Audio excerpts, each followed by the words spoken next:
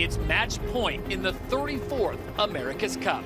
Just one more win and Emirates Team New Zealand will fulfill their quest to win World Sailing's Holy Grail. Standing in their way, Jimmy Spithill and his team aboard the Defender, Oracle Team USA. With nothing to lose, they're putting it all on the line to keep the Cup in America. For the U.S. team, today is do or die. Win, and the contest continues. Lose, and the America's Cup will be New Zealand's once more. The showdown continues in San Francisco. This is the 34th America's Cup.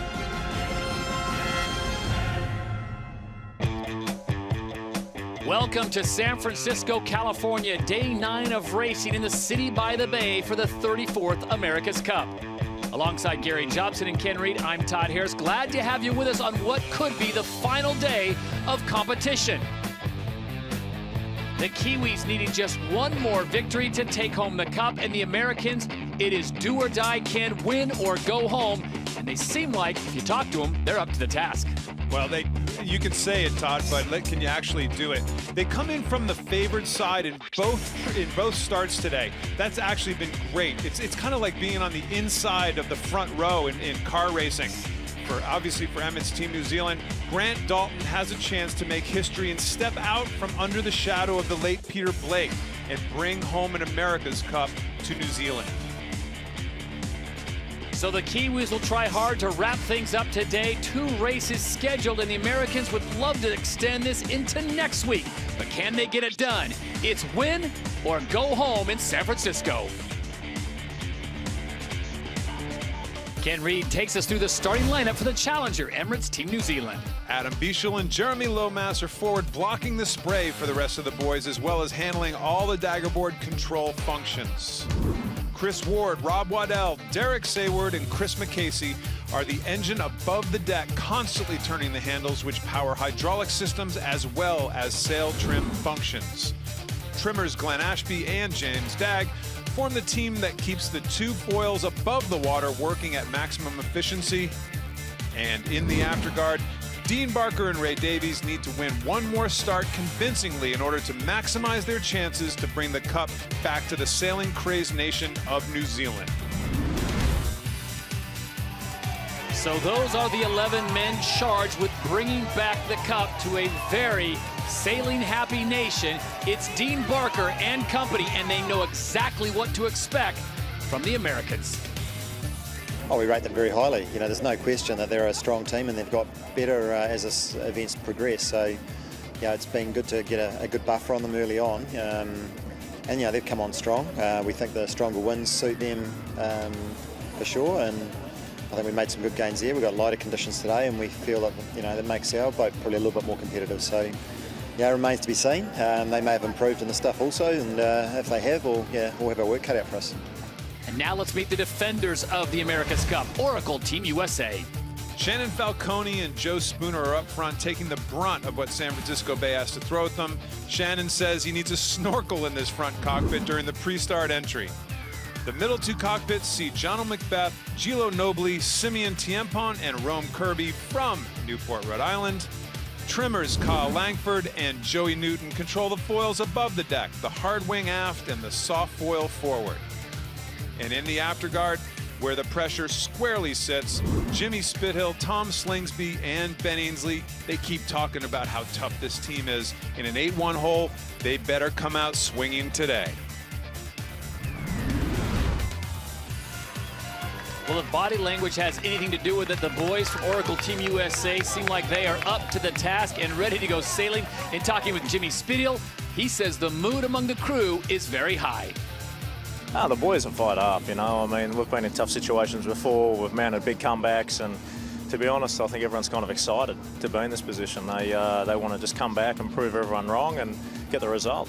We've always wanted challenges. We've always wanted to be pushed hard, and we are. And, you know, we've got to get out there and try and get it done.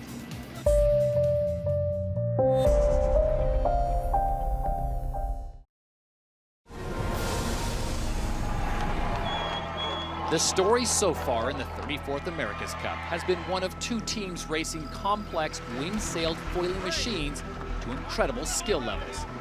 How Dean Barker and the crew of Emirates Team New Zealand held onto their boat on the edge of destruction will be a talking point for years. New Zealand almost capsized. Oh my gosh! And how James Spithill and his crew on Oracle Team USA started to claw back points against a Kiwi masterclass in preparation, speed, and performance is another display of true sportsmanship. I've been telling you guys all along that we can win races, and today to come from behind on the upwind leg was a big boost for the guys. In yet another nail-biter, race 11 yesterday saw Emirates Team New Zealand slow the American boat down before the start, then luff them up into a slow mode, giving Dean Barker the chance to accelerate ahead to Mark 1 and the entire course. James Spithill and his superstar Olympic tactician Ben Ainsley tried all the tricks in the book, but they couldn't pass. This time, can teams pass on this course? Oh yes, race 1 saw 3 lead changes alone. Anything is possible on this track. There's the cross. Oracle Team USA have done it. A lead change, and the Americans are now in the lead. Race 12 looked like another display of perfect speed on distance to the line by the Kiwis. But race officer Ian Murray pulled the plug due to too much wind. Racing is down at the wind limit, and we have more racing today. Sorry, guys. So it's been official. Racing has been terminated for the day. The postponement is on, and we will have to move to day number 9. We can boo him. He is responsible for keeping these sailors alive, and that is final. So now the situation is simple. This is a key moment in the sport of sailing. Can Oracle Team USA win 8 races in a row? An almost impossible task to snatch victory from the jaws of defeat. Or can Emirates Team New Zealand win 1 race today and smash the local team out of their very own ballpark? Wherever you're watching, from the water here in San Francisco or in the park overlooking the action, or at school missing math, nice one. Shuffle closer to the edge of your seat. This is a Clash of the Titans.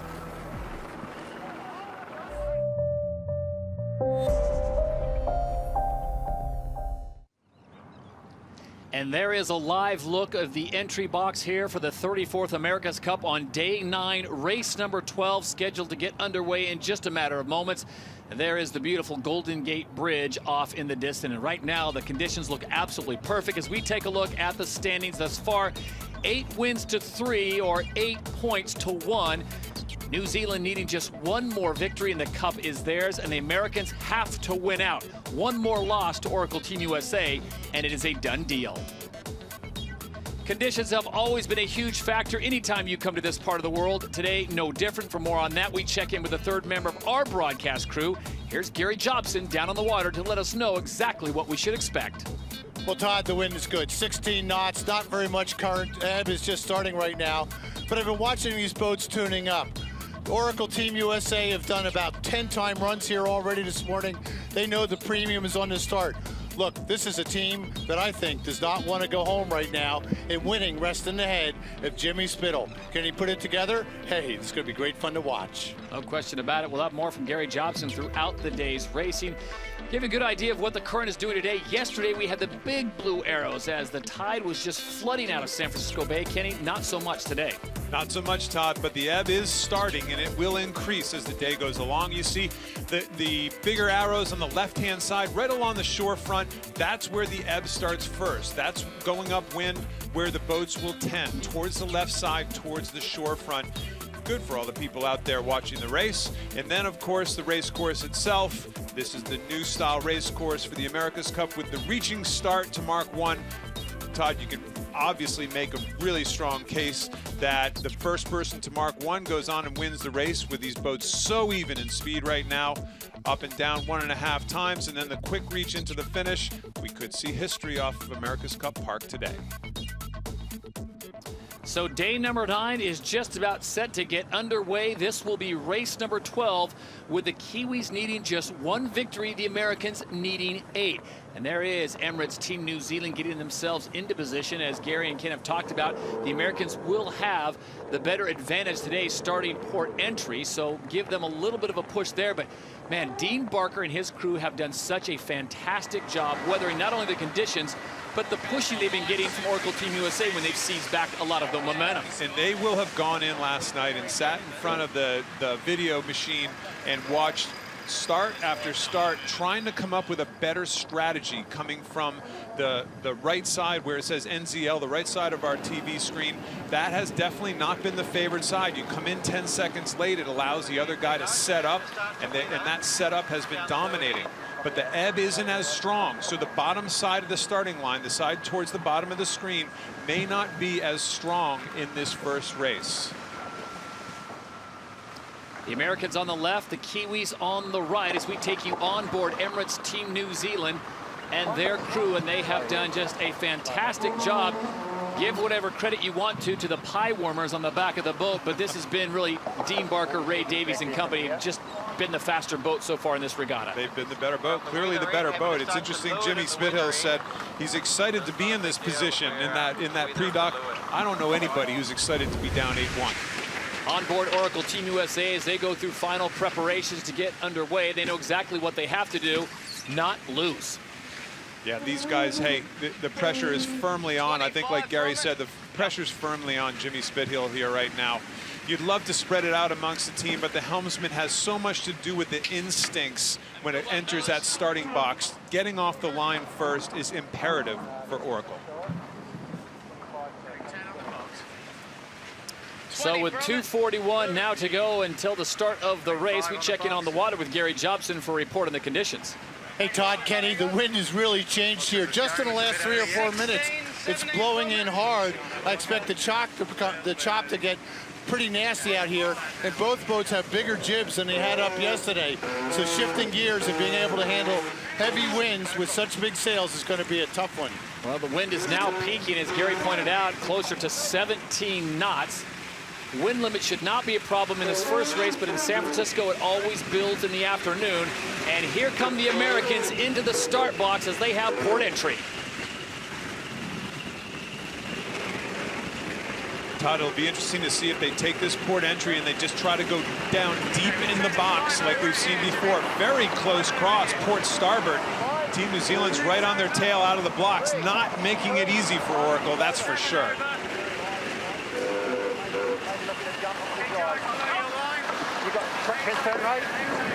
Ken, the closest we've seen the boats at this point early in the start.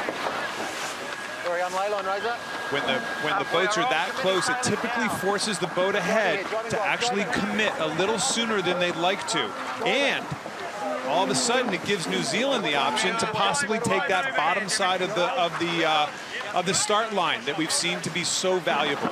This is a big switch up as to what we've seen in the last few days.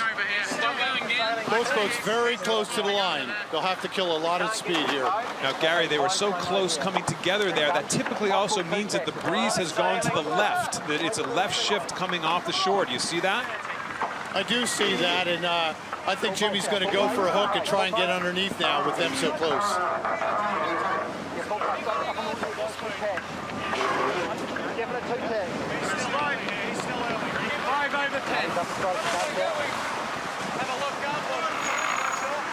Todd, they're really far down in the box. They're down near that yellow line, which is the lay line to the mark.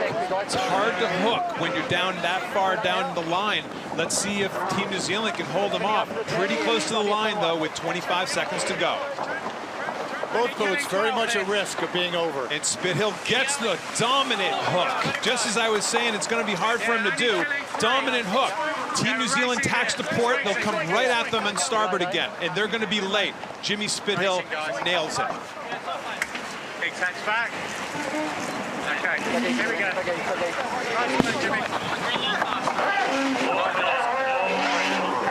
So the all clear is given, and we are racing. Day number 9, race 12 is off. Wow. The mistake by New Zealand was being too close to the line too early. Well, they got that chance to jump in front and to try to take the left side of the starting line early on in the 2-minute sequence, and it didn't work. They were too early, like Gary said. Oracle pounced.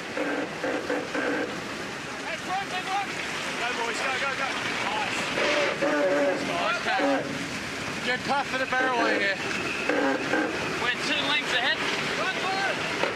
And at mark number 1, it's the Americans with the lead in a do-or-die situation here in San Francisco.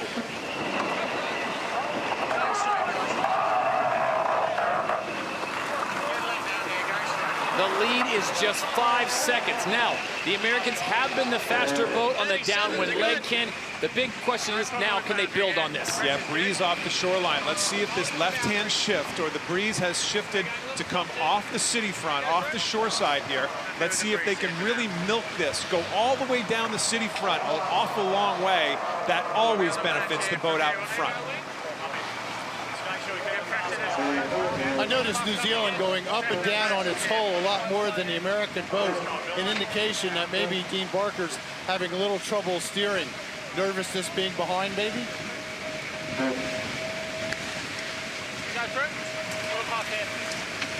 Good mode.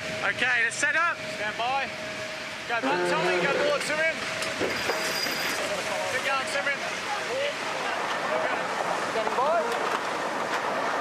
3, 2, 1, driving.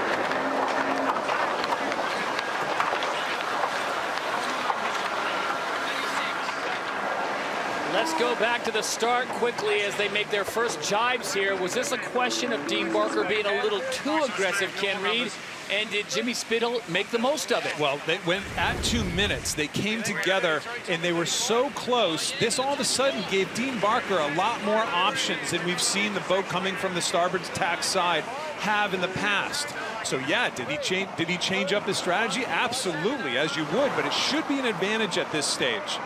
Problem was that they got too close. Team New Zealand got too close to the line. They get a proper hook, and rest is history. Here it is on virtual eye one more time. The Americans getting a port entry. They come in very fast. They go deep, but this time the Kiwis, look how close that cross was. It was a close cross, and all of a sudden they decide to take the lead back. Jimmy Spithill does a nice job of being patient here. I was worried that they were going to be too low on the lay line for that left-hand end.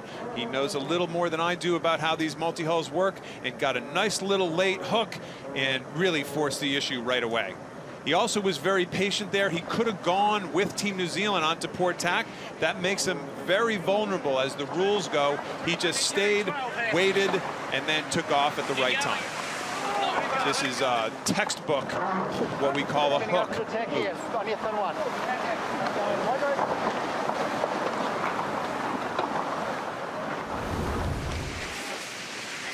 Back to live racing action. This is leg number 2 of race 12 as we check in on the water with Gary Jobson.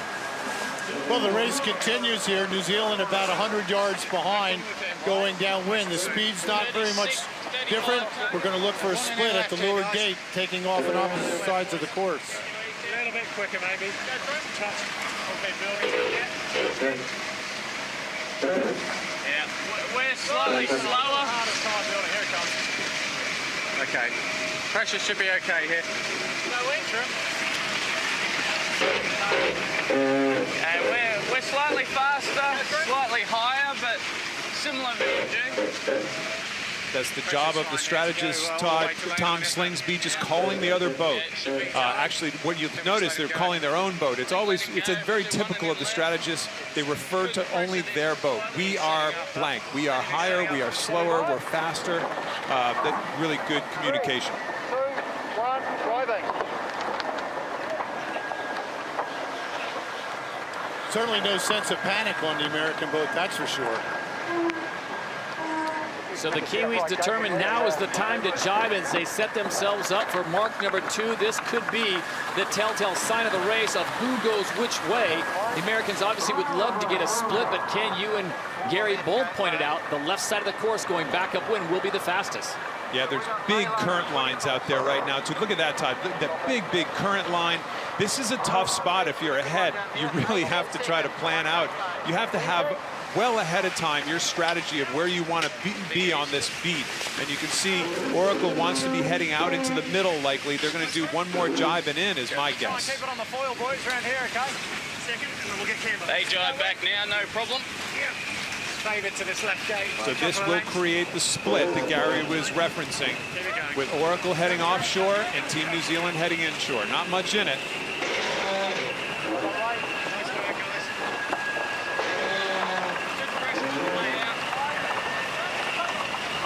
And at mark number 2, it's the Americans first there. They head outside, so they will head into deeper waters, and that leaves the option open for the Kiwis at mark 2.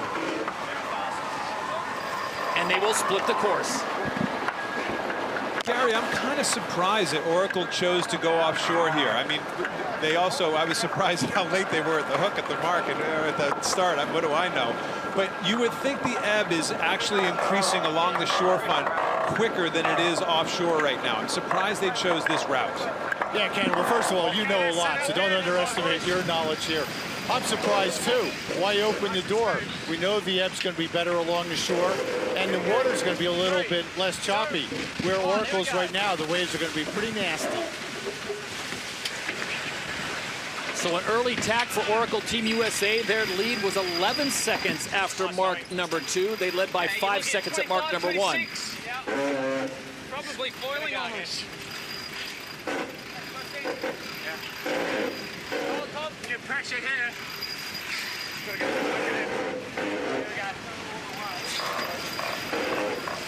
And the lead is shrinking.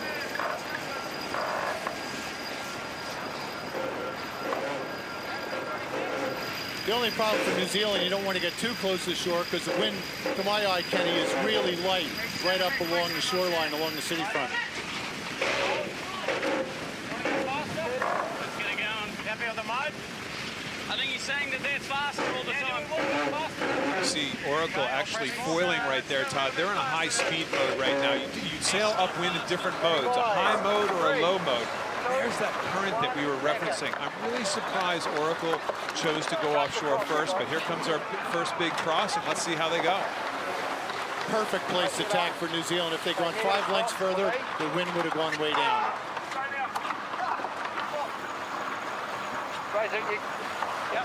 So, Ken, is this a case of the Kiwis are basically on a conveyor belt when you talk about the current going upwind? That's exactly what they are. That's exactly, and we're going to find out how much of a conveyor belt. I think they've closed up quite a bit here. It's not exactly a dip. It's not as tight across as we've seen in the past, but they are certainly a lot closer, and I would attest that to be just a better current that whole time.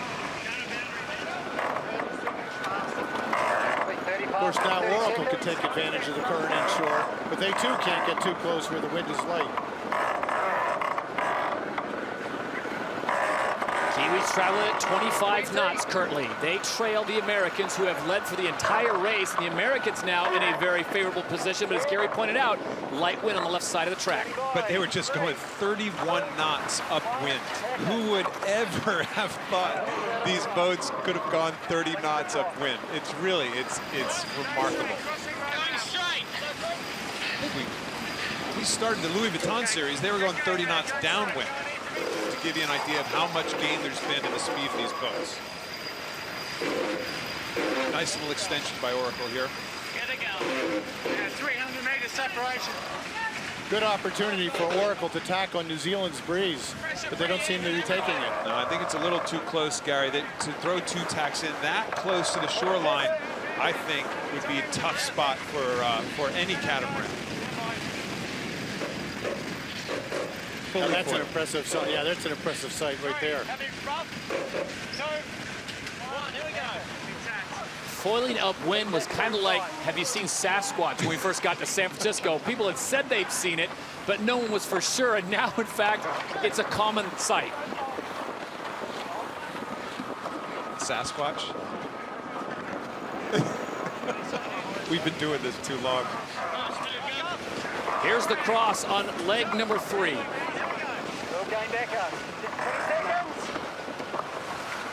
So the Americans have the lead. Can they hold on to it? We'll find out shortly from San Francisco. Lots of speed. Here they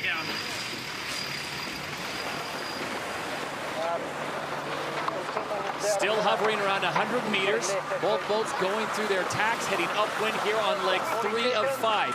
The Americans must win this race or the America's Cup goes to Emirates Team New Zealand.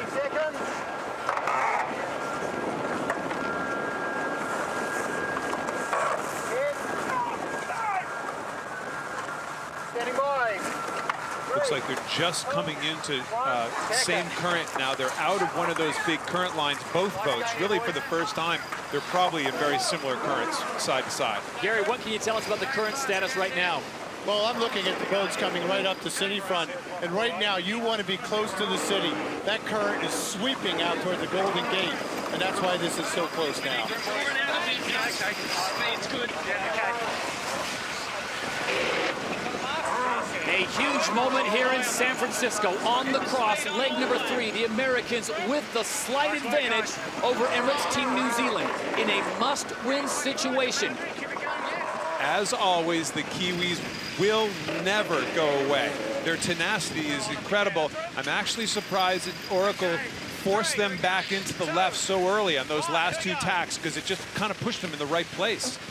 You love it when your competitor pushes you in the right spot. Nice tack. Up to speed. Never slower than 17 knots going through a tack. That is impressive. Man, have they learned how to do that. What the boys are referring to earlier this regatta, the Americans clearly having issues getting their tacks in, and they have certainly worked that problem out.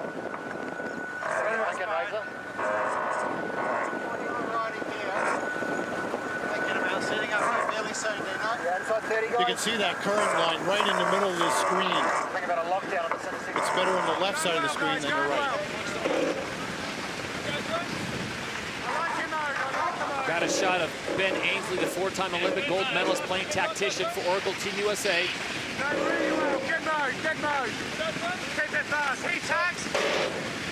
Going really well, fully foiling upwind. You're going to see Oracle tack on Team New Zealand here for sure and keep the left side of the race course.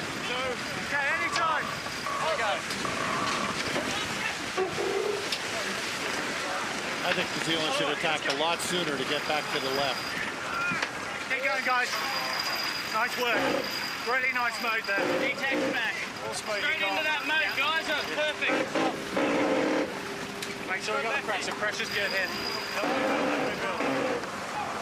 Constant chatter on Oracle Team USA. Emirates Team New Zealand drifting back just a bit as the lead now has gone out to 150 meters. And Ken, not a minute and a half ago, it was within 30 meters. I think Oracle has a really nice mode. They keep talking about their mode, as do we. I think they found a really nice mode in this ebb current that they could go super fast in. Both seems to be performing very well upwind here today.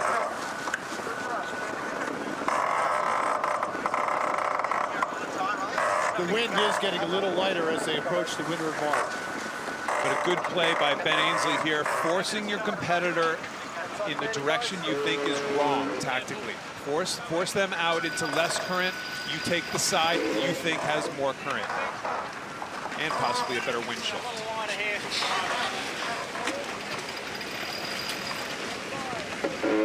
Right side of your screen. USA. Yeah, big game. Right side of your screen, you got a good look at Rome Kirby and Jonah Macbeth grinding away.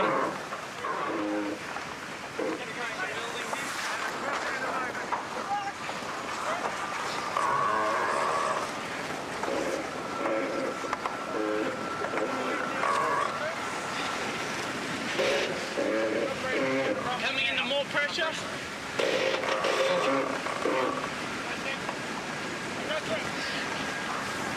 There's the goal on this beat. Gate number 3 with the Americans out in front. Their lead 128 meters and growing.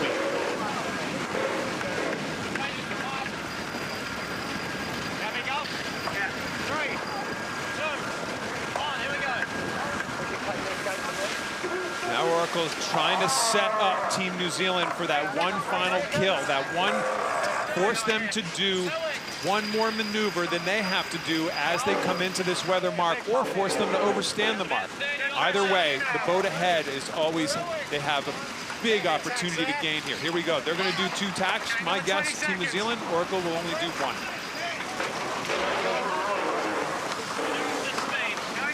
No problem. 10 seconds. Good call, Ken. Ben Ainsley says, let's just go to the ley line. We don't want any extra tacks. Let New Zealand make them.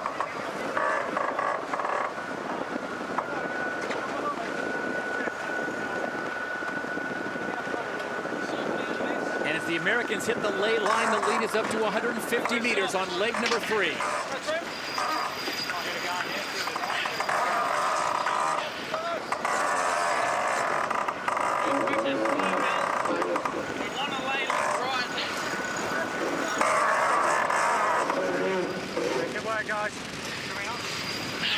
Something interesting between Ben Ainsley and what John Kostecki was doing at the beginning of the week. He brings himself into the middle of the boat a lot during these races, where Kostecki was always grinding from the high side and doing tactics from there. Has to be very difficult to see your opposition on the other side of a wing.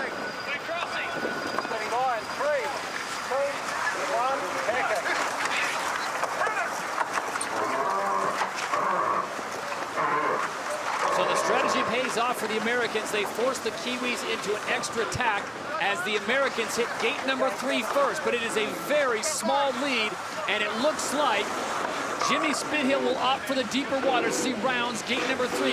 The Kiwis head in the opposite direction, and again, they have split the course.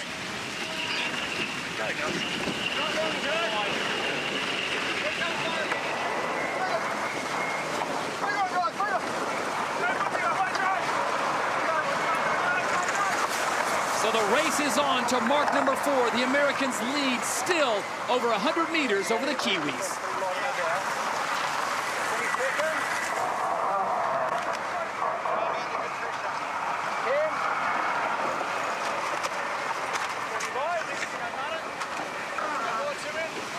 So Gary Jobson, you'd have to consider Mark III a huge success strategically for the Americans. Well, 10 seconds doesn't sound like a lot, but that's about 8 boat lengths. We are right next to Oracle Team USA now. They just went through a perfect jive and another huge gain. Being offshore here out in the middle of the bay is a big advantage. Normal mode here. Okay. No problem with him. Nice game. So the Americans go into normal mode. There you see the gain, Ken. Folks at home may be saying, well, it's still 8-1. The Kiwis have this thing wrapped up. The sense you get, though, is you do not want to give the Americans any more momentum than they already have. That's exactly right. And Dean Barker knows in that pre-race interview, he said, these guys are formidable, they're dangerous, we don't want to let them off the mat, so to speak. And sure enough, they're giving them a chance right now. Leg 4 of 5. This is race number 12, day number 9 of the 34th America's Cup. Alongside Gary Jobson and Ken Reed, I'm Todd Harris. The Americans firmly in control of this one, and they have to be. If they lose another race, the America's Cup leaves their hands and goes back to New Zealand.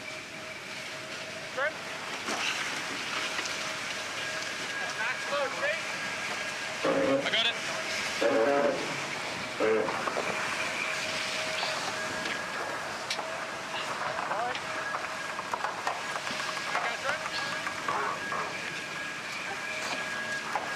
So the Americans sailing 2 knots faster downwind. They have the lead. They look very smooth. And Ken, for the folks watching at home, they may say, we were less than 100 meters as they approach gate number 3.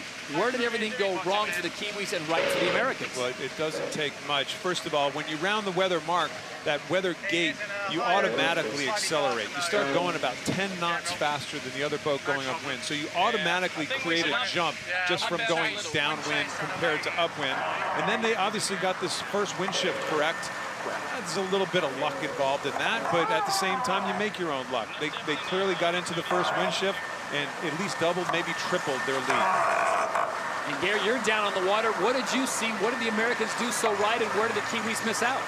Well, we saw the wind getting lighter as they were getting up toward that windward gate. Just wasn't much along the shore. New Zealand rounded the left gate, went along the shore, and that's where they lost the distance. They didn't have the wind to give them the speed. The Todd, to be honest, they didn't have a choice either. You know, the lead boat dictates what the boat behind is going to do going into those situations. The Kiwis took the hand that they were dealt, and it didn't work. Yeah. And going. I'd say he's doing 37s probably. And he's gaining man. Emirates Team New Zealand General Manager Grant Dalton on board as a grinder. And right now there's nothing that he can do to help them to go any faster. It looks like from that shot they're close, but as we pull out, you'll see that it is well over 400 meters away, what we like to refer to as the Batmobile. And Emirates Team New Zealand is running out of time and distance. You know, having Grant Dalton on the boat has been very important. He gets off often in the second race, but I think he needs to stay on board, settle this team down for the second race this afternoon.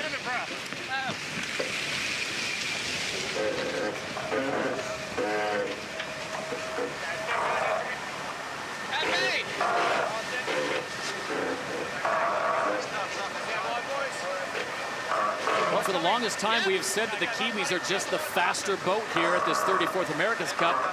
But the numbers don't lie, and right now, Kenny, the Americans are clearly the faster boat. Yeah, it could really be a little of anything. Remember, compared to most boats that we sail, these guys actually sail into the puffs dead in front of them. Where the breeze is coming from, those accelerations or decelerations are right in front of them. That's how fast they go. That's how much apparent wind they create. So it's a whole different philosophy. You can literally sail into a puff and extend and sail away, and there's nothing the boat behind can do about it. 20 seconds. 15. 10. 5. Go board.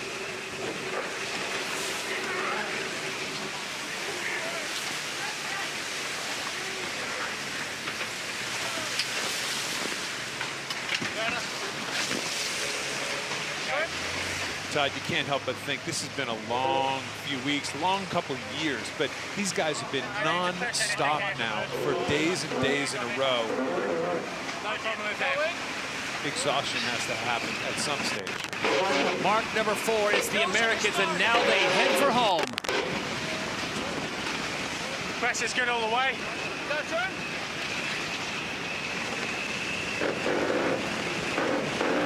Current will be helping you up here, Jimmy.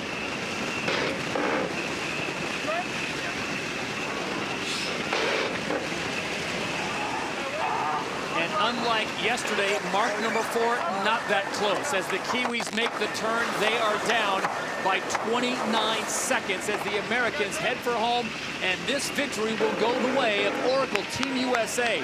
Ken, they did exactly what they had to do. As you pointed out, they had to get the start. That was mission number 1.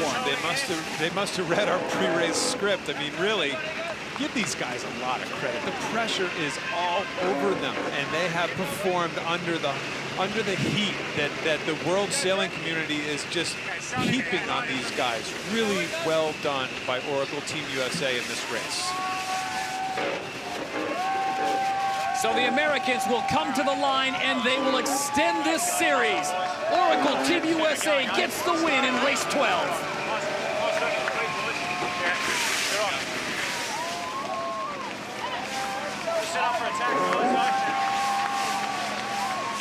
No major celebrations on board. That is just one down. They need 7 more wins to keep the cup. And for the Kiwis, Dean Barker, you can always imagine what he's going to say. It's one race. Regroup. Just get over it. There's one thing, these Kiwis, their incredible composure and demeanor, just solid, flatline demeanor. These guys will be totally sorted out and ready to go for this next race.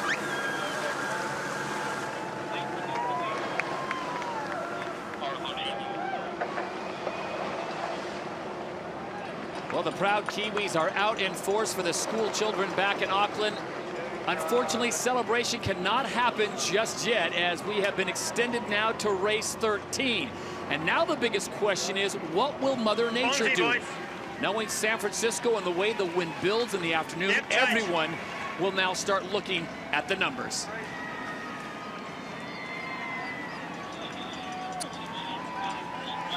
But the most important number is the Americans pick up win number 4 of this regatta, and they keep the Kiwis from getting win number 9 and game, set, match.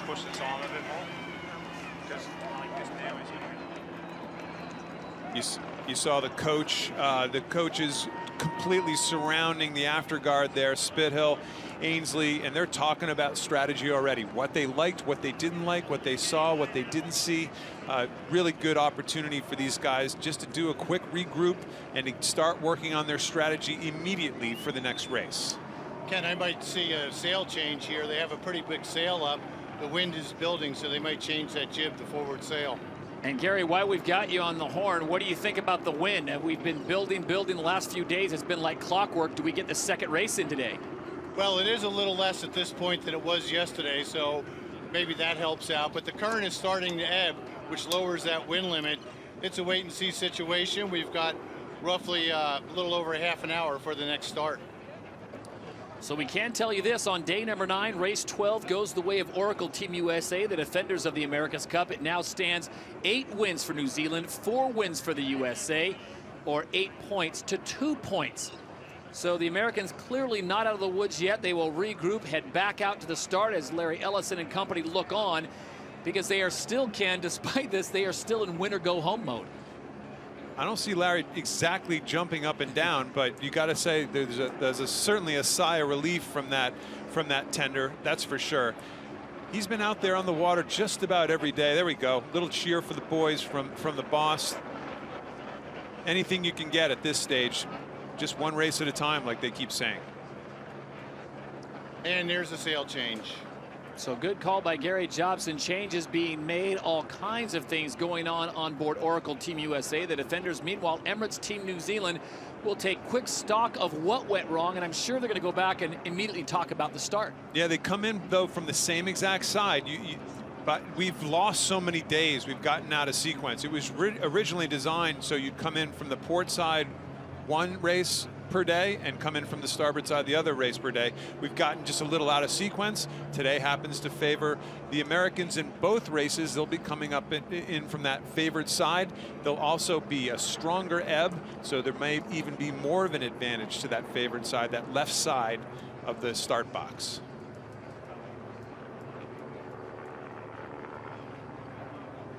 Massive sails coming off of Oracle Team USA as they are in fact making a change. We now go on board with the helmsman of Oracle Team USA, the defenders of the Cup, Jimmy Spithill. Jimmy, congratulations. I noticed not a lot of celebrating after you got that win, and the boys immediately going back to work. Yeah, it's straight back to the business. The boys are really focused today and very hungry, and they're just really accepting the challenge. So we're straight on to the next one, and that's how we're going to treat it, one after the other. So Jimmy, down 8-1, now 8-2. Is there more pressure or less pressure? You can actually make a case. The mountain seems so high at this stage. There's actually less pressure, nothing to lose as you go out there.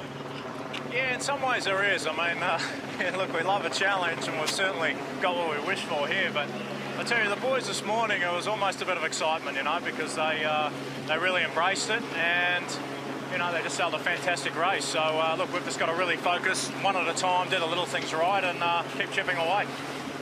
Jimmy, we always thought you were a little suspect in the middle breezes, but you're foiling upwind in the middle breeze, upper middle, going faster. How are you able to keep increasing your speed?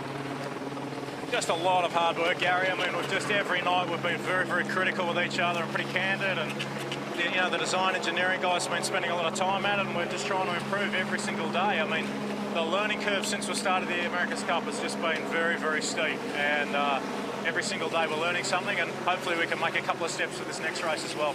Well, Jimmy, the start looked awfully good. Might have to start referring to you as Captain Hook as you put it on the boys from New Zealand. Best of luck to you. We'll see you in the next race.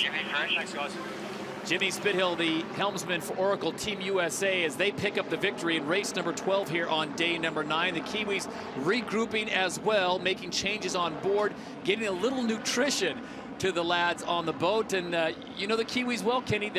They won't be rattled at all. And there's the king of not being rattled, Mr. Dalton. Grant Dalton, the general manager of Emirates Team New Zealand, now joins us. All right, Grant, what's the mood like on board Emirates Team New Zealand, and where did that race get away from you? Well, it's always hard in starboard entry, you know, and I mean, we've always sort of seen these two as very difficult because of the starboard entry, and tried to get the action in the start, didn't quite work out. I thought our speed was okay. Got back into it at the top mark, not much in the boats upwind really, and probably similar downwind. So pretty hard to make that deficit up, and they're getting better. We just got to keep chipping away at it. Hey Grant, are you on for this next race, or are you gonna take a breather and let Winston take over? Yeah, no, Winston will be on for the next race, mate. A little bit of muscle on board. Grant, have you been making some changes to your boat? You know, we keep seeing Oracle Team USA improving. Have you been trying to make some improvements yourself? Yeah, I think we have, and we were a lot faster yesterday. We've sort of gone back to the configuration today, you know, targeting the first race. Now we're knowing the breeze, as we targeted yesterday morning's race, breeze up a bit now, so we're probably in, you know, kind of a more light air configuration. So, but starboard advantage now, particularly as the ebb's starting to run, makes it real hard. Although in that race that got blown off yesterday, we had a blinder, but unfortunate really. But yeah, I mean, it's a more normal configuration now, but yesterday was definitely slightly different. Grant, can you speak to the pressure at all that you and the boys are feeling, knowing that the entire nation of New Zealand is glued to their TVs right now, expecting you to bring home the cup? Well, we try and hold it out a little bit. We know it's there. We know there's a nation watching this.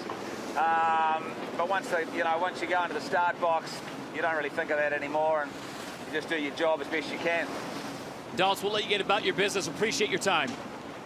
No problem. Grant Dalton, the general manager of Emirates Team New Zealand, with his hands full as their boys now get back up towards the start of the box, and they will get ready for race number 13. Can the Kiwis turn the tide and close this thing out and take back the cup?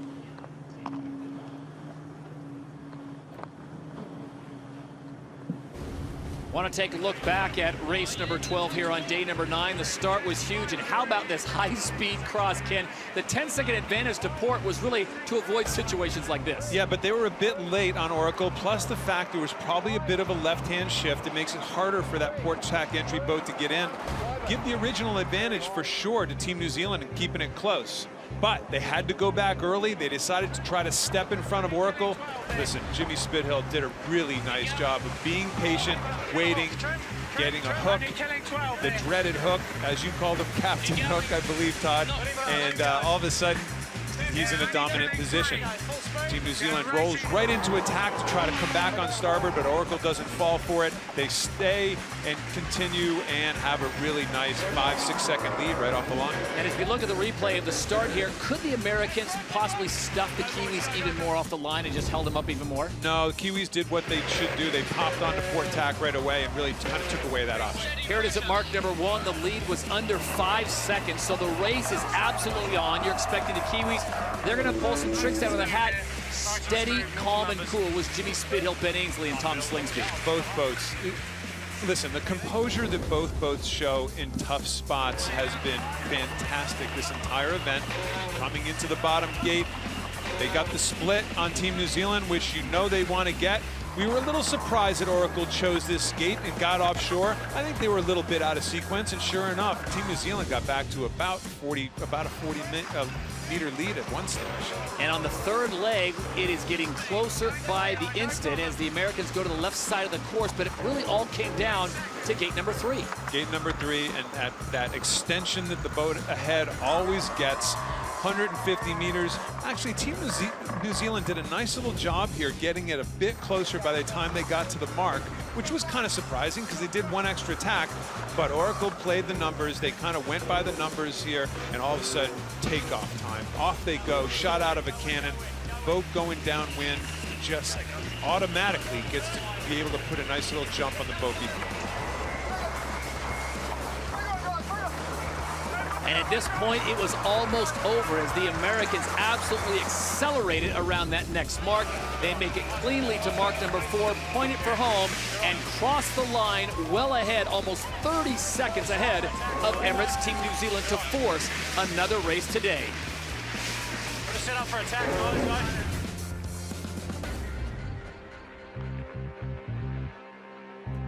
So the folks that have made their way down to the seawall here in beautiful San Francisco, they are going to see, hopefully, another race today as this America's Cup will continue on as we take a look, Ken, first at the downwind leg numbers. Downwind leg, hey, faster, shorter dips than sailed. Oracle looked really good. I think Gary pointed it out. Everybody was suspect of Oracle in these medium winds, but they were a little quicker and sailed a shorter distance. Shorter distance is likely a couple wind shifts possibly played a little bit better, but that's pretty dominant. That's a solid performance for Oracle Team USA.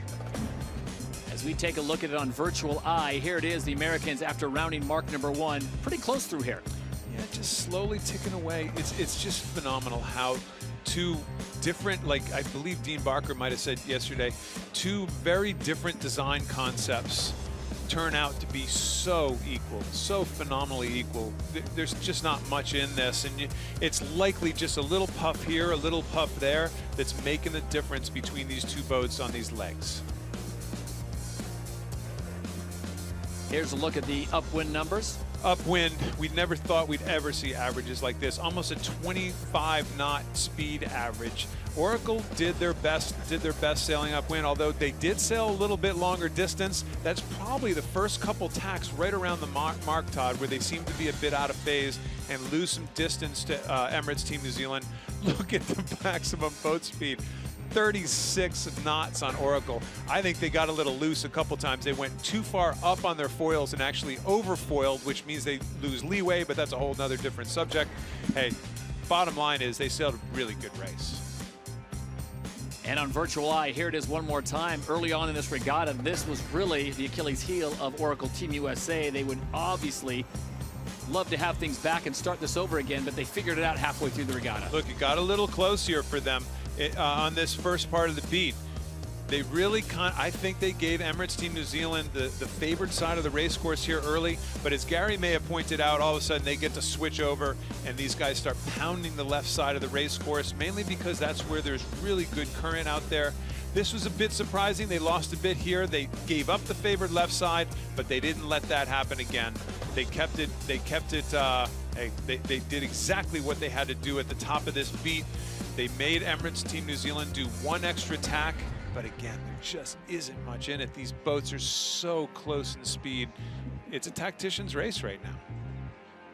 There is that extra tack at the cross. It was very close. So as everyone steams up towards the start box for race number 13, final preparations being made. That's helmet number 4, Winston McFarlane, the 36-year-old out of New Zealand. He steps on board for Grant Dalton, the general manager, who took his spot in race 12. They make the change out, and as Grant Dalton told us, putting a little extra muscle on board now. Winston McFarlane is a big boy, and good for Grant. You know, I'm very impressed with Dalton in this event. He's taken his ego completely out of away from the show, and he's doing what he thinks is right for the team. So that will be the only change for either squad. Grant Dalton off for this next race. Winston McFarlane is on. As we take a look at the scoreboard, it is 8 wins to 4, 8 points to 2, with the Americans being docked the 2 points early on. So the Americans now need 7 wins to retain the cup, and the Kiwis just 1.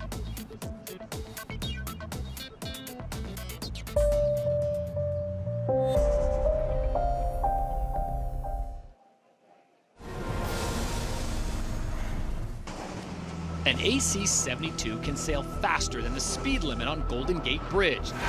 That's 45 miles an hour. These boats are clocking 50.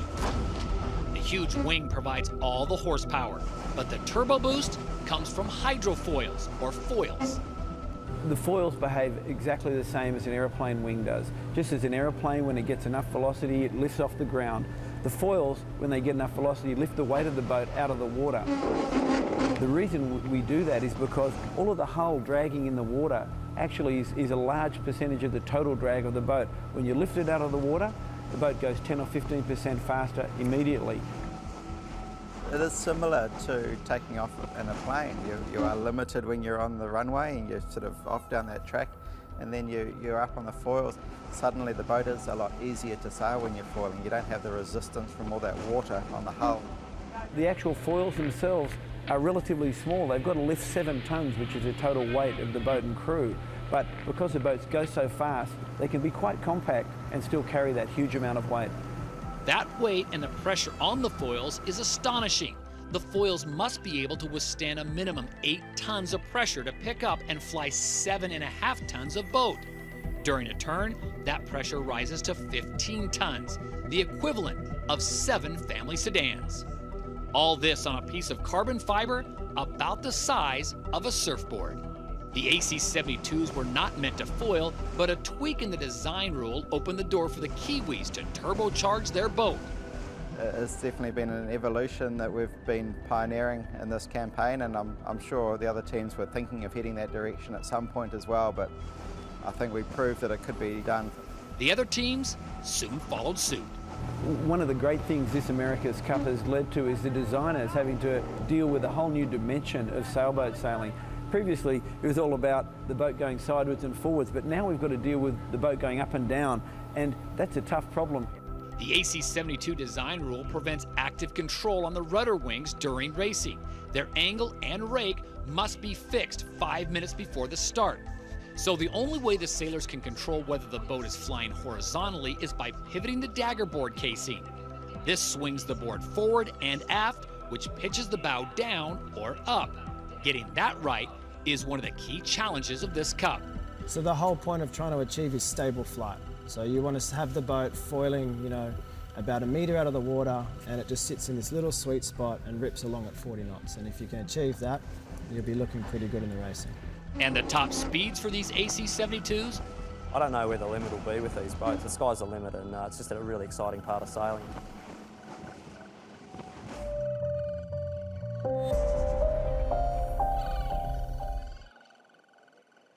Welcome back to America's Cup Park here in sunny San Francisco as the America's Cup continues. And one thing is for sure in this regatta, we never know for sure what is going to happen next. Hi, I'm Tucker Thompson, joined by Ian Percy, the tactician and skipper from Artemis Racing, and Chris Draper, the helmsman from Luna Rossa Challenge. And guys, Oracle Team USA did everything they had to do to stay in this regatta. They never fail to surprise us. Just when you think it might be over, they find a way to claw back and take a race. So, Chris, can Oracle Team USA keep this momentum up? I don't know, Tucker. I mean, it was pretty impressive. Like the improvements that they've made are just insane, and the VMGs that they're sailing upwind now in that wind speed as well. We've just not seen anything like it. So it's a big surprise. But if only they'd done it a bit earlier. But it's going to be a massive hurdle to climb to try and keep it going. But we'll see. We'll see. It was surprising, and Ian, I'm sure the Kiwis were a bit surprised in that race. What do they need to do differently to take this next race, particularly in the pre-start? Yeah, it's the pre-start. The pre-start's defining these races. Great job there by Jimmy and the guys to hook them in with 10 seconds to go. That defined the whole race. As I said before the start, if Oracle are ahead, they're going to sail away now. If New Zealand are ahead, they're going to be pushed the whole way. That's the real change that we've seen over the last 2 weeks. Okay, well, let's get you guys to take us through that pre-start. It's where it all went on. We begin with Emirates Team New Zealand just flying into this start on a big left-hand shift, almost a collision course there.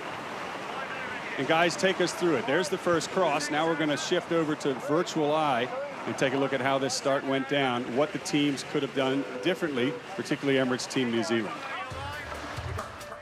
Yeah, we saw here that Oracle were actually a little bit late for their entry, but and Team New Zealand really nailed theirs. So they were very, very close to having a piece of them. But Oracle just managed to cross, boat sailing away from the line. And like we've seen so much, the boat that enters on port and then has the opportunity to jibe back when they want is so strong. And Team New Zealand chose to switch and lead back, but ended up very, very close to the line.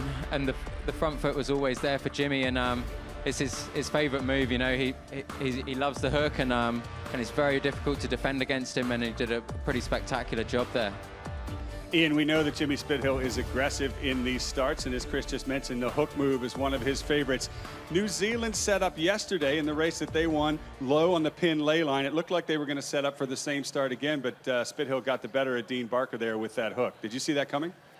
Yeah, I thought they might jump them. I thought that Oracle could have left it quite late to go for their jibe. But the difference when you jump a boat like Team New Zealand coming in from starboard and still leading, it gets you early to the line and leaves you really vulnerable, as they were here. I thought that Team New Zealand had one more defense in them to push harder for the pin. They went for the double tack, and in the end it worked out in Oracle's favor. Gave them quite a big jump here at the start, and I kind of turned back away from the TV at this point. I thought it might be race over. Well, it was pretty surprising. We didn't expect that. I agree with you. I thought New Zealand would have gone down for one more dig, tried to close the door for Jimmy Spithill. But look at the delta there, Chris. Pretty impressive for the American team.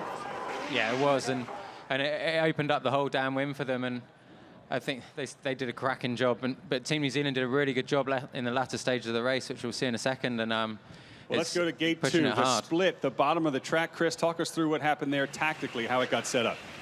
Well, Oracle did a really nice job of just sailing their own race here, I think, and it gave Team New Zealand the opportunity to head towards better current, and so we saw them make quite a nice gain, and it was probably a little bit nervous on Oracle, but they've got such good boat speed that we're seeing now. So, I mean, if they just keep sailing their boat and stay in sequence with the shifts, then they're going to be strong, and that's what happened there. They opened up the opportunity. They didn't have the opportunity to be able to tack on Team New Zealand when Team New Zealand came back out of there, but they then sailed towards good current and set up the rest of their upwind leg. Well, speaking of the upwind leg, now let's shift over with you, Ian, analyzing the tactics on Virtual Eye. We'll take a look at how it went upwind and where the passing lanes might have been. Here we go. Well, they're crossing them here on Oracle at 35 knots of boat speed and 29 to 26.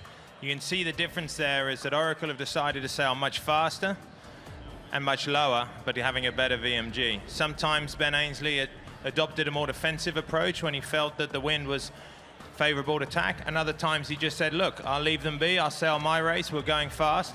And that tactic paid off, and you saw in the top, again, he was comfortable to leave them and just take the mark that he chose into the top. Other times, straight here, onto their face, giving them the dirty air. But Ben was sailing a boat that he knew was quicker. He sailed with confidence, and he made smart decisions, knowing that really he just needed to stay roughly with them, and he was going to lead round the top. I take my hand off really to the whole team for the development of that boat. I ask now, what would have happened if they'd been displaying this kind of speed 2 weeks ago? Here they come again into the top. They just say, look, I'll just leave you alone here. I'll go one less tack and lead by more at the bottom. Pretty good. Not much left for Emirates Team New Zealand to do when they were at the top of the track. Let's go back one last time. And Chris, talk to us about the current on this race course. The increasing ebb played a big factor as they let them get to the left-hand side there. Yeah, in that last race, the ebb was sort of just initiating itself. So you can see it was much, much stronger on the left-hand corner there, coming around by Aquatic Park. So that was why we saw Team New Zealand make such a good gain early, but then Oracle got a bit of it next for the rest of the upwind. And that gave them the opportunity to keep on protecting the left and stay in that early part of the ebb. This next race, though, we'll see it quite different. The ebb will have established itself a lot more throughout the course, and we'll actually see more current just back there, just next to Alcatraz, pushing up hard. So the course will open up a lot more for the next race, and it'll be a lot more about the shifts and the pressure. Okay, lastly, Ian, you talked to me before we went on about upwind foiling. That's become a new name in this game. Let's take a look at how it went down on the race course and how it plays out to their advantage. Oracle Team USA just skimming and popping up above the water, over 30 knots of speed. This is a real game changer. And now we're actually sailing the boats above the water upwind, and the waves are coming at you much faster. The potential gains are even more. I take my hat off here to Tom Slingsby. He's a strategist on board. He's calling the modes. What you don't want to do is go 5 degrees lower and a lot quicker when you're on the wrong angle. He's picking those moments when he feels he's got a big shift in his favor. He'll say fast mode, he'll call for the foil, and they have the ability, therefore, to make these big jumps like we saw in the last race.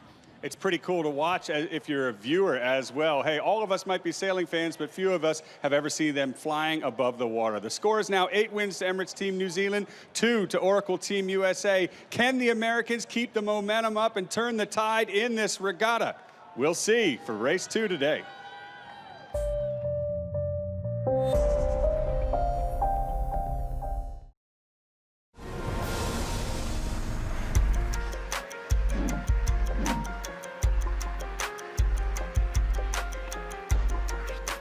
This is a high-stakes competition.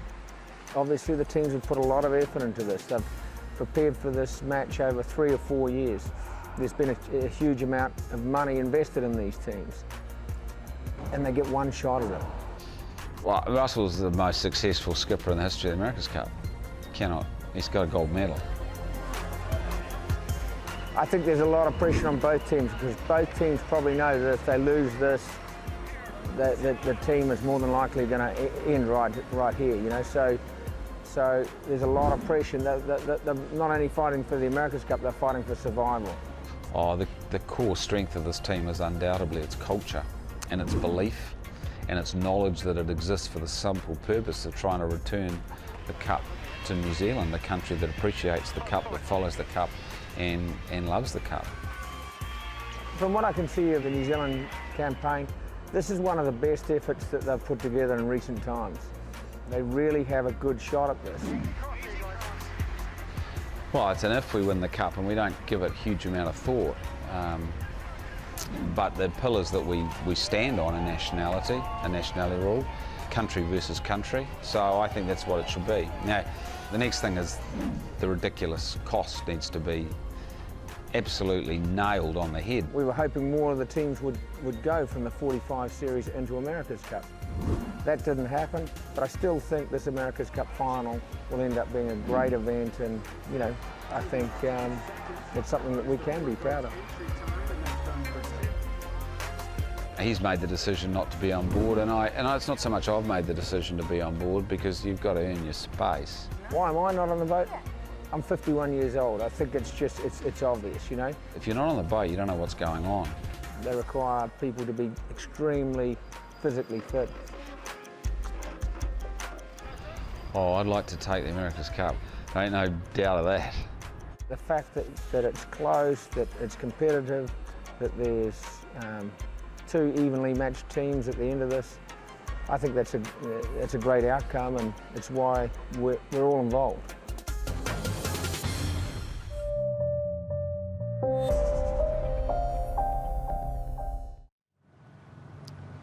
And those blue arrows that are superimposed on your screen tell the tale. That is the ebb tide as it is rushing out of the San Francisco Bay. That, coupled with the wind, has triggered the clock yet again. The dreaded countdown clock has been pushed back to 15 minutes again. So much like yesterday and several other days, we are in a wind limit hold at the moment.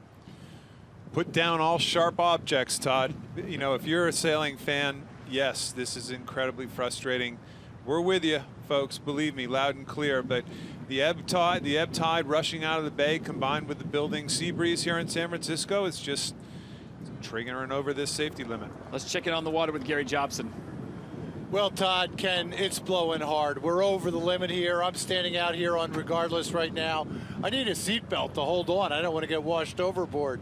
But anyway, it's going to be very hard to get the race in. Our time limit is 2:40 p.m. local time. That's 5:40 p.m. On the East Coast, and it doesn't look good at the moment.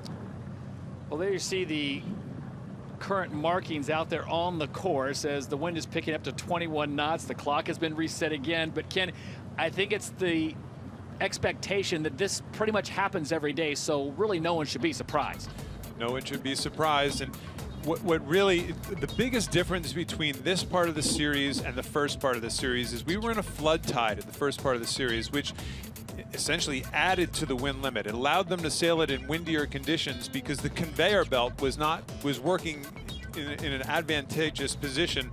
Here the conveyor belt is going against the wind, and all of a sudden that artificially increases the wind speed or drops the wind limit, and therefore we got this problem again. And there's really no solution until the moon switches a little bit, and all of a sudden current times change, and we get our flood current back in again, and get the wind limit to move in the other direction.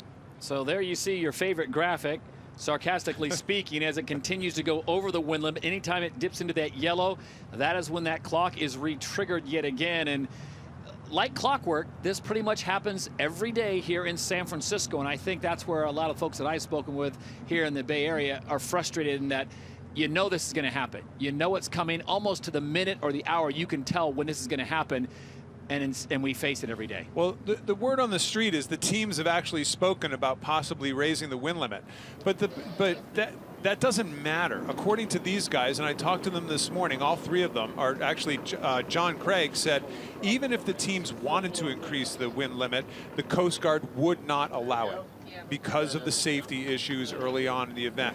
So whether the teams want to raise it or not, the Coast Guard has decided, because of the Artemis tragedy, they will not allow sailing in these boats and breeze above the prescribed limit. Quick shot of Ray Davies there talking on the radio and the entire squad of Oracle Team USA, and that is, it's not a good sight when they all have their dock jackets on. That is not racing gear that they are wearing right now. They are just in stay warm mode, and usually what that means is stay warm mode and get ready to head back to the dock.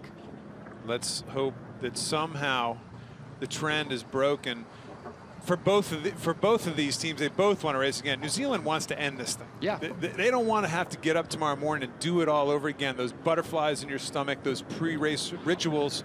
And if you're Oracle Team USA, you're saying, hey, man, we just want to race. Let's keep going. Let's get on a roll here. Let's get this thing going. But this one race a day format, it's got to favor the Americans. Well, I think you called it yesterday that I hope you have your trick-or-treat outfit ready, because it looks like we're here for a while.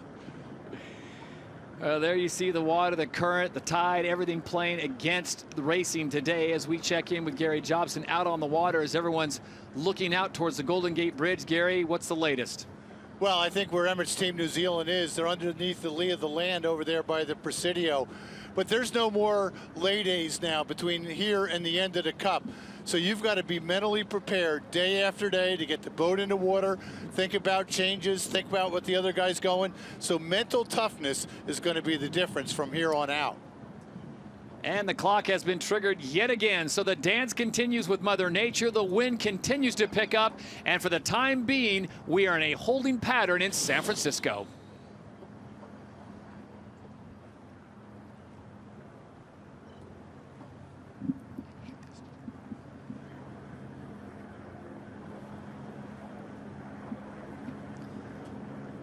So, Ken, the question would be now, are the Kiwis putting away sails, or are they re-rigging the boat for something smaller? No, they're definitely re-rigging the boat for something smaller. This would be a smaller jib. It's carbon fiber jib that they're putting up here right now. They have to stay mentally prepared. We have seen in the past where all of a sudden we've gotten a little bump either up or down in the wind speed, and all of a sudden we got a chance to sail. And if we get a chance to sail, they have to be ready. Just like Gary said, mentally and, in this case, physically ready. Well, what we saw yesterday was the wind did dip down momentarily right at the limit of the day at 240. They got the race away, and right when they left the start box, it was blown off, and that was it. The problem is the current continues to build in the ebb at 2.9. So this is the scene in San Francisco. A lot of hurry up and wait as the Kiwis put up a new sail up front. The problem we're having is not only the wind, which always builds in the afternoon in San Francisco, but the tide. The ebb tide that is flowing out of the bay continues to build. It continues to get stronger, and that works against those three men who are trying to put on the safest race possible here in San Francisco. We are waiting for race number 13, and it is 8 wins to New Zealand, 4 wins to the U.S. The Kiwis needing just one more win, and they will be taking the cup away. And this is a slow, arduous way to try to get it. Now, for the Americans, I think they'd be happy, Ken, doing one race a day, and if they can just continue to whittle away at the Kiwis' lead.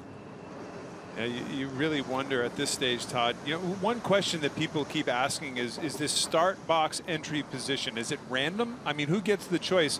It actually alternates every other race. It's just the fact that we've had so many delays like this. It's thrown the sequence out of kilter, and all of a sudden, the same boat has the same starting side in one day. But it doesn't look like that's going to happen again anyway. No. So 15 minutes has been pushed yet again. The clock is now at 16:14. You see the countdown, and it is painful to get that shot, but there is the wind situation blowing out from underneath the Golden Gate Bridge at 20 knots. That coupled with a 2.9 ebb tide, and we are over the wind limit.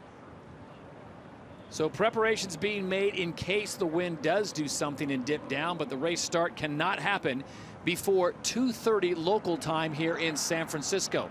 And that is more than 15 minutes away. So as Gary Jobson pointed out, the limit for the day is 2:40. They will not start a race after 2:40 p.m. here Pacific time.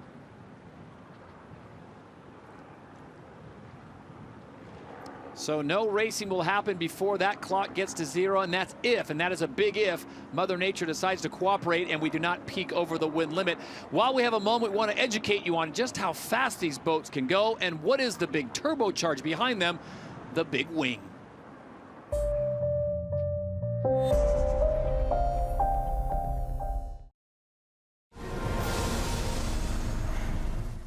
Wing sales are one of the defining factors of the 34th America's Cup.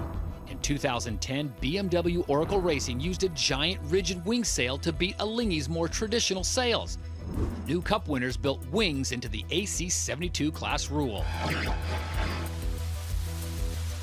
An AC-72 wing towers into the sky at 40 meters with an area of 260 square meters, about the same size as a jumbo jetliner wing.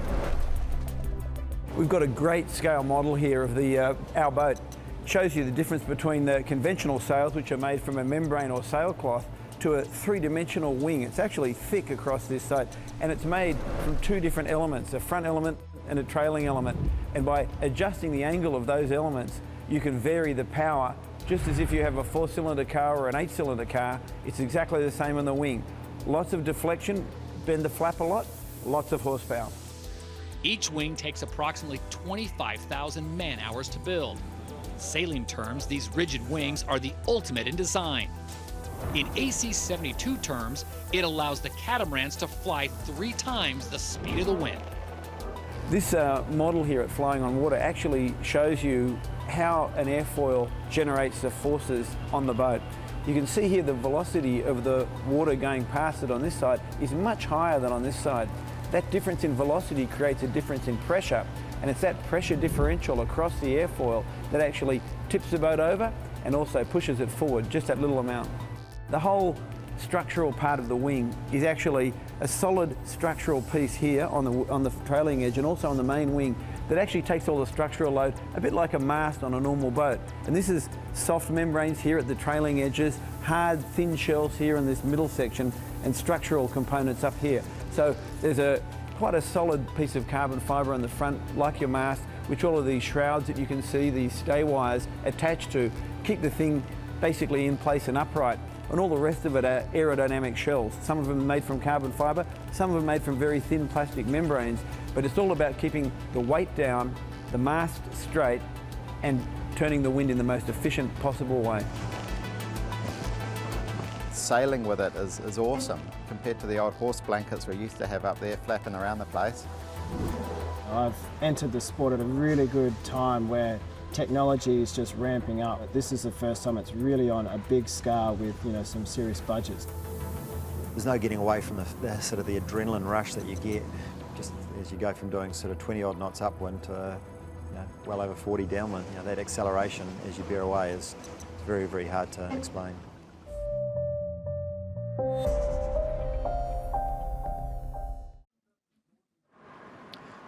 And there is that fixed wing on Emirates Team New Zealand. To put it in more terms that you might understand at home, that is the same height as a 13-story building. That's amazing. And would we have a wind delay right now if you could take a reef in that sail, in that wing? That's, that's the shame of it. That's the good. We have the good and the bad of the wing. The problem is it's up there. It's just sheer power. It's there all the time. And Coast Guard doesn't like them, that's for sure. Yeah, no question about it. You see along the city front of San Francisco and the flags on top of those buildings, and you can see the wind like it does every day around this time, around 2 o'clock, 2:30, it just builds, and it will build until around 5 or 6 o'clock in the day, and then it'll start to come back down. But unfortunately, they will not start a race here after 2:40 local time as we go on board the committee boat, and regardless, and Gary Jobson with Ian Murray. Well, Todd, I'm here with Ian Murray. He's the race director. Ian, we keep talking about this upper limit, wind limit here, particularly with the ebb. Is there any chance that the teams, you and the Coast Guard, could agree to raise the wind limit?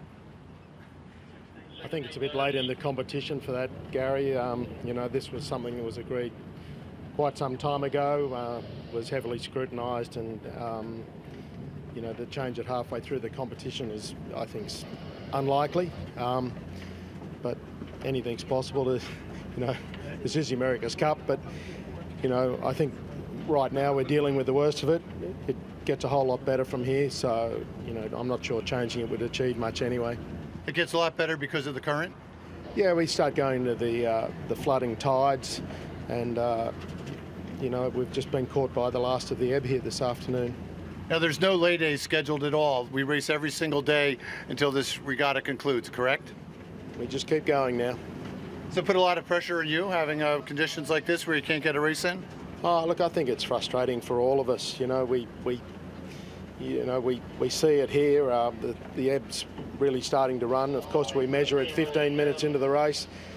But of course, the breeze is building, and you know, we see these guys having great skills to sail these boats. But the rules are the rules. That's what everyone agreed to. So, you know, we have to play by the rules. All right. Well, hopefully, we'll get a little improvement here over the next couple days. Ian, thank you for your time. Gary Jobson with Ian Murray, the race director, and there it is again, our favorite graph to show you. It has dipped down over the last few minutes, but we are still, will not be starting a race before 2:35 local time. And we have been hearing chatter around that the wind may be dying just a little bit, but that may be too little too late here, as the clock was triggered once again back to the 15-minute countdown. And it will not start before then. You can see just how much that boat is rocking side to side. And we've even asked Gary Jobson if they can position that boat behind one of the stanchions of the Golden Gate Bridge and maybe get a little relief from the wind. But even that's not helping. Gary, if you ever got a chance, could you ask the one thing that I don't think people have brought up with Ian is it possible for that these two teams would agree to move up the races earlier in the day? Because obviously the earlier in the day we can get, the more likely we can get 2 races in. Do you think that's a possibility? Well, it would certainly be better if we had it earlier in the day. And you remember in some of the races in the Louis Vuitton Cup, we were starting at 12:10. However, there's television times to consider. And another thing that I would wonder, Ken, we have a long break between the 2 races. Maybe we could shorten up that break a little bit, because had we gotten a race in 30 minutes ago, we'd be up and racing. All right, well, this is up to you, Gary. You got a long trip in with these guys today. Sit down. I'm sure they haven't thought of any of these things, Todd. Just could you sort them out for us, please? Well, it was wind limit was hit yet again, and don't be angry at the messenger. I'm just telling you what we're seeing here as it comes across live line shatter. No racing before 2:37, and the most unfriendly clock in America right now shows you exactly what has happened as the wind limit was hit. That coupled with the tide, ebb tide now reaching 3 knots. So it continues to build. That brings down the wind limit, and therein lies the conundrum. We've got 2 boats full of world-class sailors, and Kenny, unfortunately, no racing. No racing, Todd, and it doesn't look like there's an end in sight. But like Ian Murray said, these next days we will start getting into more of a flood current scenario. But these guys, you think we're frustrated? Nobody's more frustrated than these sailors out here. New Zealand knowing that they are 1 win away from taking the America's Cup back to Auckland, where it is just starting to be springtime down there, and what a great time to have a parade. Meanwhile, Jimmy Spithill and the Americans would love to extend this thing out, win every race from here on out, whether it's 2 races a day or 1 race a day. Hey, they may put off trick-or-treating to win the America's Cup, because that is a situation that we're in right now, and it looks like 1 race a day may be the format for the foreseeable future. This is about it. I think that if it triggers one more time, we're probably done for the day, close to it anyway. And again, it's that 15-minute sequence that they have to use. It's a 30-second average over 20 knots at this stage, and you know, just doesn't look perfect for the typical San Francisco breeze. Right now it sits at 2:37 local time here in San Francisco. That's 3 minutes away from the deadline, and there you see that's a little bit of good news on the right side of your screen. It has dipped down, but what we've noticed here in San Francisco, especially around the Golden Gate Bridge, what goes down will definitely most come up. So that's the boat that makes the decision. The fine gentlemen there dressed in the blue, those are the Coast Guard officials to make sure that Gary Jobson doesn't pull any shenanigans and drop the wind limit down. Meanwhile, Emirates Team New Zealand continues to go through minor paces with Dean Barker at the helm, and they are just looking around and they are probably feeling the inevitable. Meanwhile, Oracle Team USA doing about the same thing, as they will be notified on board radio as you're looking at Ray Davies there, and the Americans just trying to stay warm at this point. Jackets on. You know, Todd, one thing as we go back to the actual score line here, let's talk about the racing for a second. These wins are 8-4. That 2-point penalty that Oracle got before the series even started is really, I mean, that's starting to loom large. 8-4 is a very different mindset, I think, than 8-2 at this stage. So those 2 points that were docked from Oracle, boy, you know, they're sailing quick. Like the boys out at the stand during halftime there said, they're getting faster all the time. First of all, where was that speed at the beginning of the event? You know, you wonder if the penalty, if that whole protest against Oracle, how much did that take away from these guys, from their preparation leading up to the event, especially in those 2 weeks prior? Did that take them off their game enough to not be 100% prepared before this event started? It'll, you know, the history will certainly tell. Ken, speaking to the penalty given to Oracle Team USA for infractions incurred during the America's Cup World Series, where they were shown to have altered the boats illegally, and so the international jury said, you know what, we're going to dock you some money, a crew member, and just for good measure, how about 2 points in the America's Cup? And that was the hole that the Americans were handed prior to the start of this. So on the scoreboard, you're thinking, well, they look pretty good. They got the 4 wins, take away 2, and that's where they sit right now. So they have to, Oracle Team USA, win out for the remainder of this regatta. One more loss, and the Kiwis will take the cup back to New Zealand. Just to update you, we are in a wind delay situation. It looks beautiful. I know the pictures are fantastic. Even Alcatraz looks like a place you might want to be. And the clock now continues to come down. That is a good sign. That means the wind limit has not been hit. So we are now 10 minutes and 45 seconds away from a potential race number 13 start here. And that's the trend that we'd like to see. More white, less gold. Wow, we could get our little break. That's, yeah, this is as close as we've gotten really since the beginning, since the clock started ticking here leading up to this race. This is as close as we've seen. You know, Ken, I'm just right on the course here, and just about 4 boat lengths from regardless, there's this gigantic current shear where on one side of this shear it's sweeping out of the bay, on the other it's not very strong at all, and that's right where the starting area is. So working out the current on that starting line is going to be an additional factor if we're able to get this race in the next 10 minutes. Getting the race started is one thing, but they will have to get to mark number 3 without the wind limit being hit before the race can stick, as you are looking at 4-time Olympic gold medalist Ben Ainsley on board Oracle Team USA, acting as the tactician.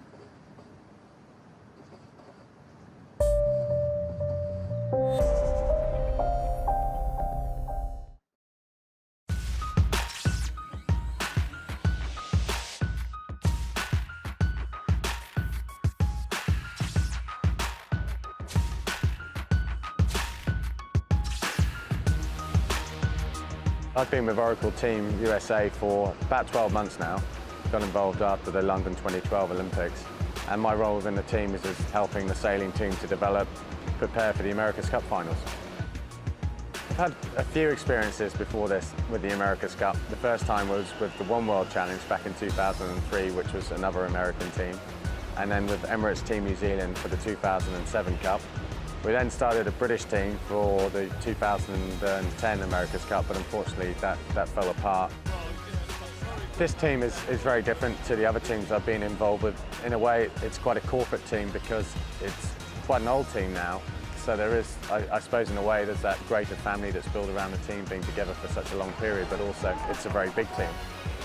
Driving one of these boats is probably the most intense experience I've ever had. So I sort of got chucked in at the deep end with very little practice and sort of was expected to get the boat around the course. And I had to watch a lot of what Jimmy was doing. He's done a great job developing the skills and his team. And then just getting in there and getting on with it. And it took a lot of focus. I've never concentrated so hard in my life, other than when I think I was learning to fly aeroplanes. And these AC-72s, which are, you know, not only are they massive, hugely powered monsters tearing around at ridiculous speeds, but we also have 11 guys on the boat, so it's much more about teamwork and learning the skills with this new design of boat. Definitely you can pass on these boats, and the start will be super critical. Oracle Team USA first up on the foils and pulling forward just a little bit. Crucial part of this race right now, boat speed contest. Who can reach fastest to this mark? You know, if you make a bad jibe, you can lose a couple of 100 meters in these boats. If one team makes that mistake, the other team will pounce and make a pass. So I'd expect to see some closer racing. So there are certain strategies you can use. And then when you see someone's got an advantage, then I would expect the other boat to really start getting stuck in. And I think if that's the case, that Oracle need to start being more aggressive.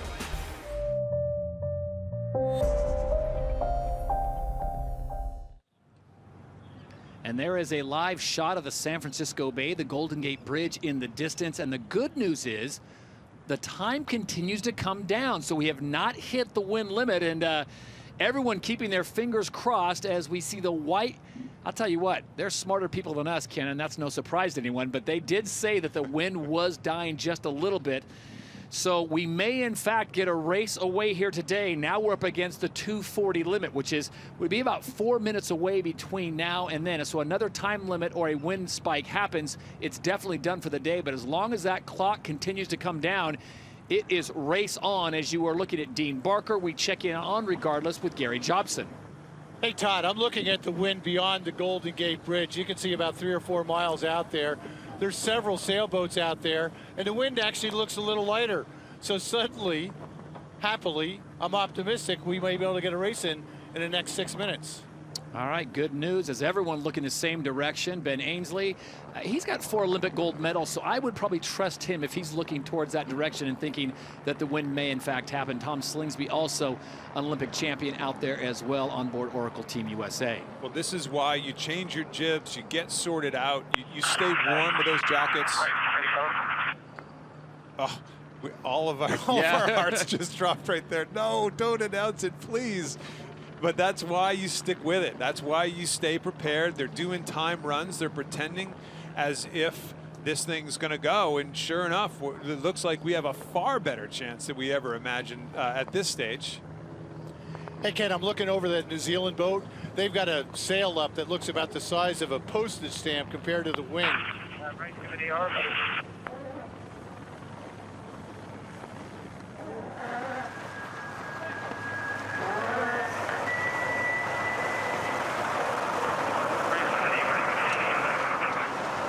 And what a beautiful sight as the start flags are unfurled.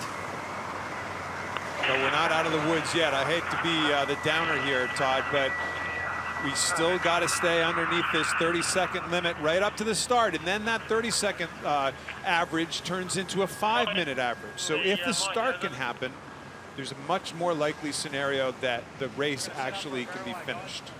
Oh, and that is a beautiful sight right there. Bad trend. Come on, baby. Come back down, please. Kenny, Kenny, you and I spent our whole life waiting for the wind to come up. Now we're waiting for it to go down. How unusual is this? It's a shame. It is just a shame, but it is, like Ian said, it is what it is. These are the rules. This is what everybody agreed to, and we just got to stick with them. We just got to hope here, Todd. Fingers and toes crossed at this stage, all over the world.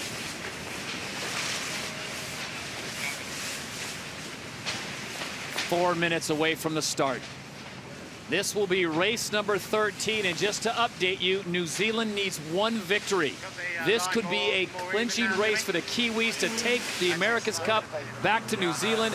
A small smile on the face of Dean Barker for the Americans. They have to win out. One more loss, and it is over.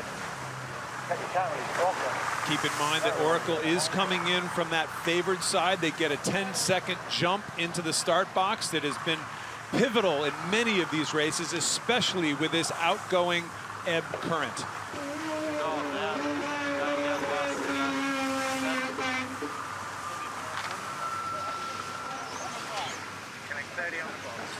So the jackets are off, and it looks like we will, in fact, go sailing here. Race number 2 on the bay of day 9. Jimmy Spithill and company look determined.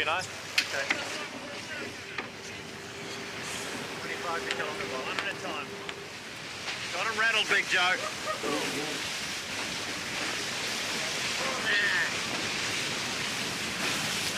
God, I always found it was really hard. When you're in the middle of postponements like that, it's really hard to keep mentally prepared, physically prepared. You have to work at it. And these guys, by having their jackets on, warming up, doing a bunch of time runs, that's really very professional. They've done it. They've done a good job just getting themselves back in race mode.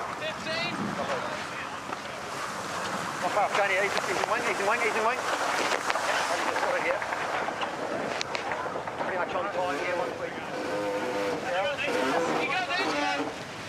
So once again, port entry belongs to Oracle Team USA. They get the advantage. What can they do with it, and will Mother Nature cooperate?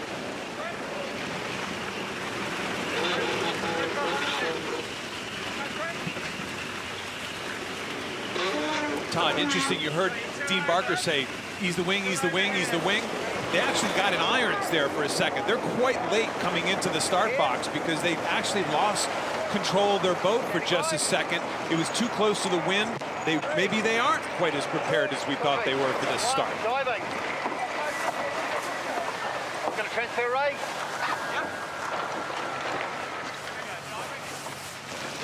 So the dance begins 90 seconds away from the start of race number 13. Let's keep your fingers and toes crossed, folks, but he still just has to go over that. Sorry, guys. We've hit the wind limit, and we've got no chance of starting inside our tyre. I had a bad feeling about this. It just looked like the breeze was on a little bit more out there. This is incredible. I'm looking at the 30-second average shot right now, and it just popped over for, I mean, literally about 3 seconds. It's going to take away our second race of the day again. We'll just tack around, Bisha, yeah. Getting up here in 3.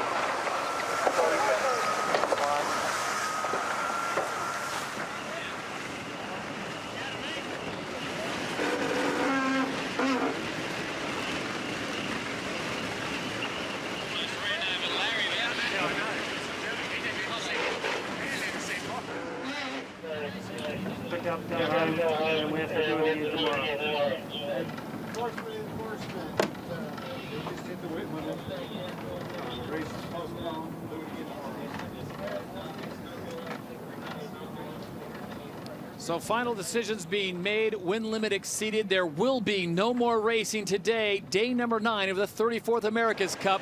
So everyone heading back to the dock. Well, I guess just for the sake of filling time here, Kenny, who had the better start there in the box? Whose position did you like if this thing would have gone off? Well, it was very interesting. We pointed out, you know, the wing got a little tight there, and Dean Barker didn't pull the trigger to get into that start box quite as quick as he wanted to. It's called getting in irons, or getting a little too close to the wind. Hey, whether that would have cost them or not once they got into the start box, who knows? But definitely the gap between the two boats, it would have, if you were a betting man, you would have put slightly better odds on Oracle being able to position themselves better leading up to that start with this big time ebb current going out the back. So the 34th America's Cup gets pushed to Friday, at least one more day as the Kiwis look for that final clinch. Let's go back and look at this one more time because it was very interesting. The Americans looked keen to get this victory here and continue to push it. And Ken, you saw the wind building. Talk about what's going on board Emirates Team New Zealand. Well, they only get a 10-second entry. You know, they get that 10-second entry window to advantage to Oracle, and then these guys are just simply late. And there's going to be a big gap between these two boats. It tends to favor the boat entering early. They get to line themselves up quite a bit better to head back exactly at the time that they think they need to. All of a sudden, Team New Zealand would have been a bit on their back foot. But as we saw yesterday, Todd, in that second race, that actually abandoned race yesterday, you can still make up for it, but it certainly increases the odds in Oracle's favor at this stage. These guys were already starting to kind of line themselves up, head back, get down to that low lay line, that left-hand end lay line. That's where they would have gone. No chance of starting inside our tyre. The rest is history. So that is the end of play for the day.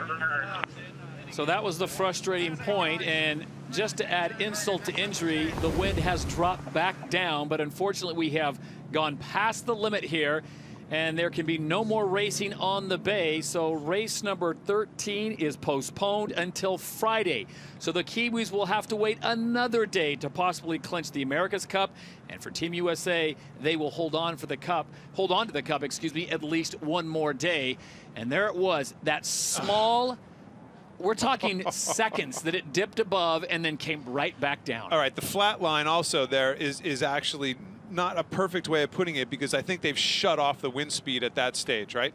But I'm looking at another graph that we have that you can't see on live television, and it's, you want to hear this, or are you going to get mad? 16.7 knots of wind speed average, right? Which would be next to perfect sailing conditions. You think? Oh. So Oracle Team USA will give a nice flyby. The crowd, the folks that have stuck with it all day long. I mean, these are people that got here at 10 o'clock in the morning when America's Cup Park opens up to get the prime real estate on the front row at the end of that pier. And here is their reward. You know, you really wonder if this is helping out Oracle because, again, they are, like the guys in the booth during the halftime show said, whoa. They, well, first of all, these guys are gutsy.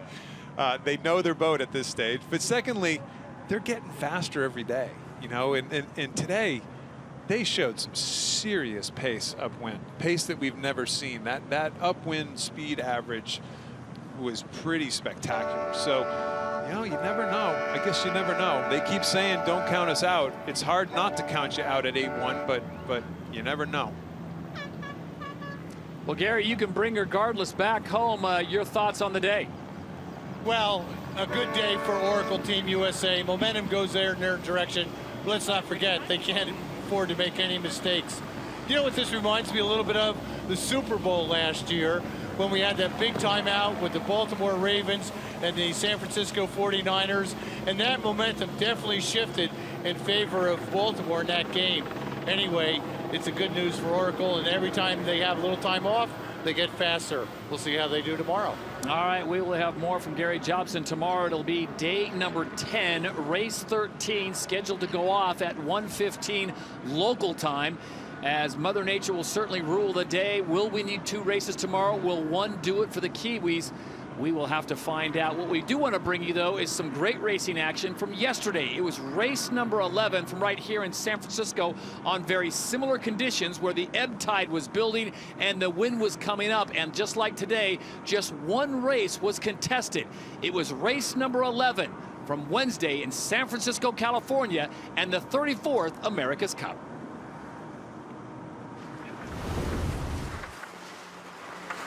So Dean Barker coming close to the line at 2:10. They have now entered into the start box, and we are set to go racing. Day number 8, race number 11. Todd, I think the pressure is squarely on Oracle here. I think it's probably an understatement. Team New Zealand, if they think about this, they can sail pretty loose. Really be aggressive at the start. If I were the Kiwis, I'd be super aggressive in this start because you win the start, there's a reasonable chance you can go on to win the race. One quick difference between the two boats. I noticed that the New Zealand jib, the forward sail, is larger in area than the American boat. Well, we turn to the president of North Sales. Ken, do you think that's an advantage for the Kiwis, or the Americans got it wrong? I think these guys know exactly what their boat needs. Both boats are different, probably different in how they're balanced, and I think we can't doubt that these guys have the correct jib up for the right condition, both of them.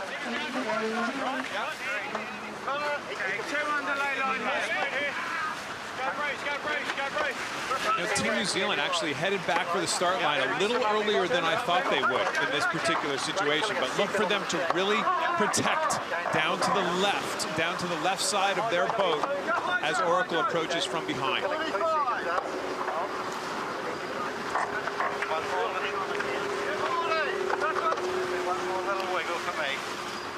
Same as the other day. I heard Ray Davies say, same as the other day. They're really going to protect that bottom lay line, that left side of the track here right now. Trim. Get the height. 20 seconds to the line.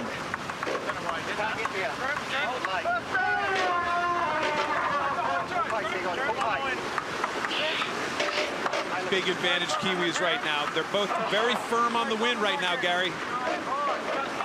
New Zealand looking very strong, Ken.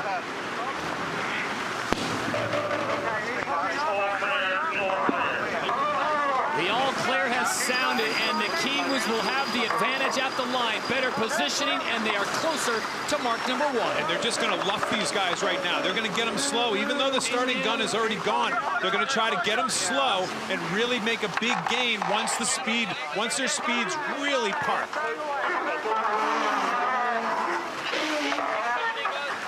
Great job by Dean Barker, really well thought out. Again, that port entry was the difference. They never relinquished being the blocker, in that starting sequence.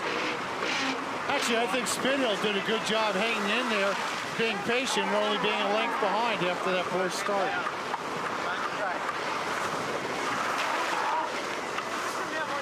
And now it's the drag race to mark number 1. Emirates Team New Zealand first to the circle. They'll make the left-hand turn with the Americans close behind.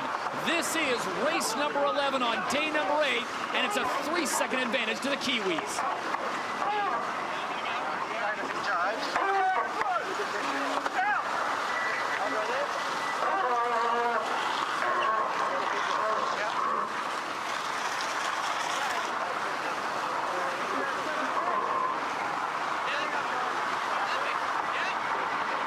You can see the differences in size of the jib. Notice the New Zealand jib is bigger.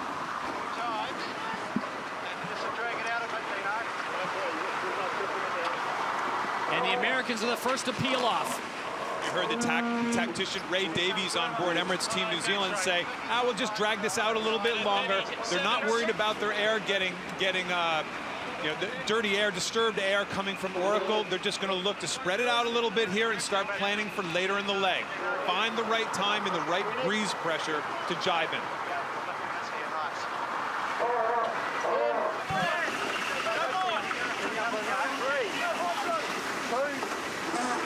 And at mark number 2, the Kiwis head to the far gate, and the Americans do indeed split the course. So what was a 3-second lead at mark number 1, the Americans now trail by 6 seconds, but they've got their split. But a really good rounding by Oracle. That's an incredibly hard maneuver on board these boats. Grinding hydraulics, grinding sails, grinding dagger boards up and down, and they've made it look very easy.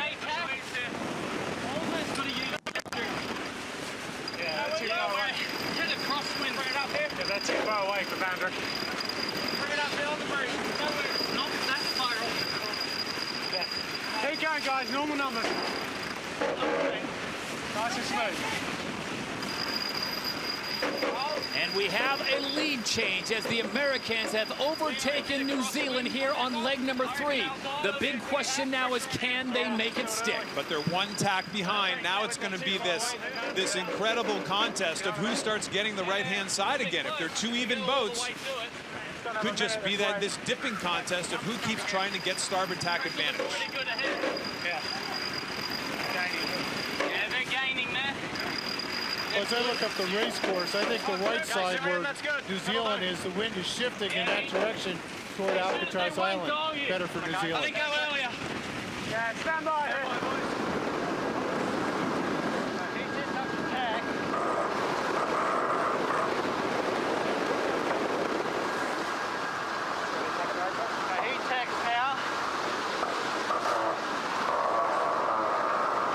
This is all about whether Team New Zealand will have a 3 or so boat length lead. If they do, Todd, look for them to tack right in front of Oracle.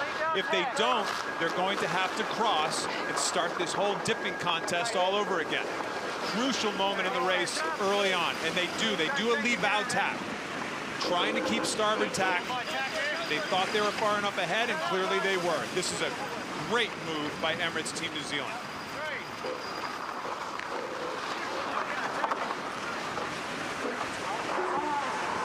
And the Americans decide to tack away.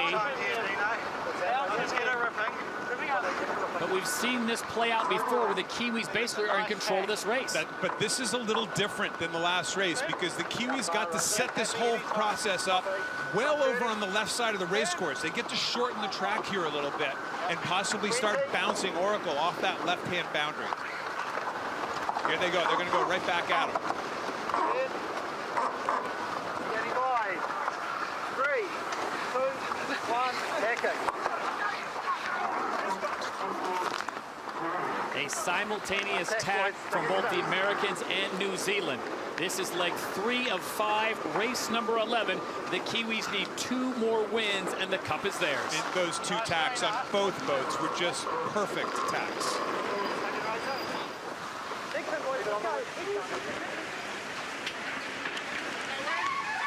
So the Kiwis take it all the way to the lay line on the left side of the course. We'll see if they can take it in all the way. And Jimmy Spithill and company look like they are set up as well. Todd, that was not Oracle's best tack right there. They got down to 10 knots in that tack. They didn't pop that weather hull out of the water real quickly, and that cost them a little bit of time. New Zealand did a really nice job, Gary, at the top of this leg. Yeah, he's across the line. Very close cross here, but New Zealand looking good.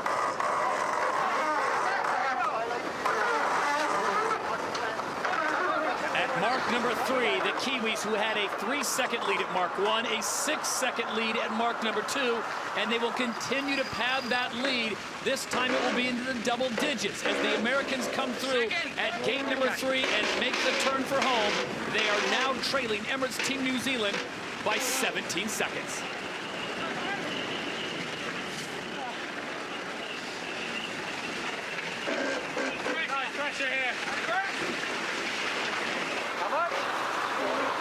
New Zealand has a good chance to drive and block the wind of Oracle Team USA. So New Zealand is in the driver's seat. I don't think Oracle's laying this gate right now, Gary, anyway. They've got lifted a little bit as the 2 boats have come together.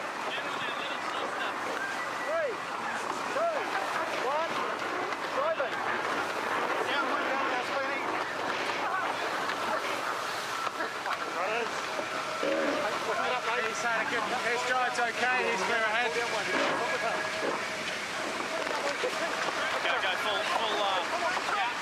It's now under 100 meters, the lead for the Kiwis. The little pressure showing on New Zealand there. That wasn't their best jibe. Still a little loose on after the jibe.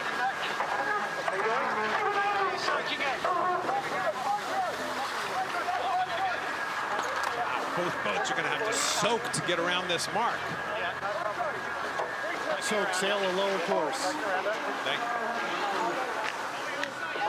At mark number 4, the race is on. The Kiwis have relinquished a huge lead that was over 300 meters, and now it's down to about 85 meters, but just 1 leg to go as the Americans are close behind. Both boats got really slow there. They ended up overstanding the mark, being slightly upwind of the mark, but it doesn't seem to matter. New Zealand is in dominant position again.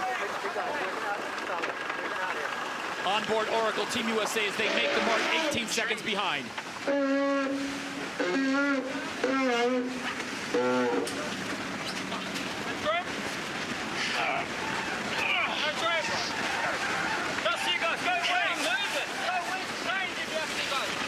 think that look on Jimmy Spithill's face told the entire story. The body language there, it was a great last-second gasp. You look like they closed it, and it almost seemed like Emirates Team New Zealand, Kenny, gave them the opening. As you pointed out, not their best jibe in this regatta. Surprising, but talk about being under pressure. They got the they got the America's Cup peeking around the corner right now. It just wasn't their best jibe. They need to be a little smoother in those tough, tight spots, but just enough to stay ahead. You know, Kenny, if that wind had stayed the same direction for Oracle Team USA for about 30 more seconds, they would have been exactly even. The wind did them in. Day number 8, race number 11 belongs to Emirates Team New Zealand. The Kiwis now just 1 win away from the America's Cup.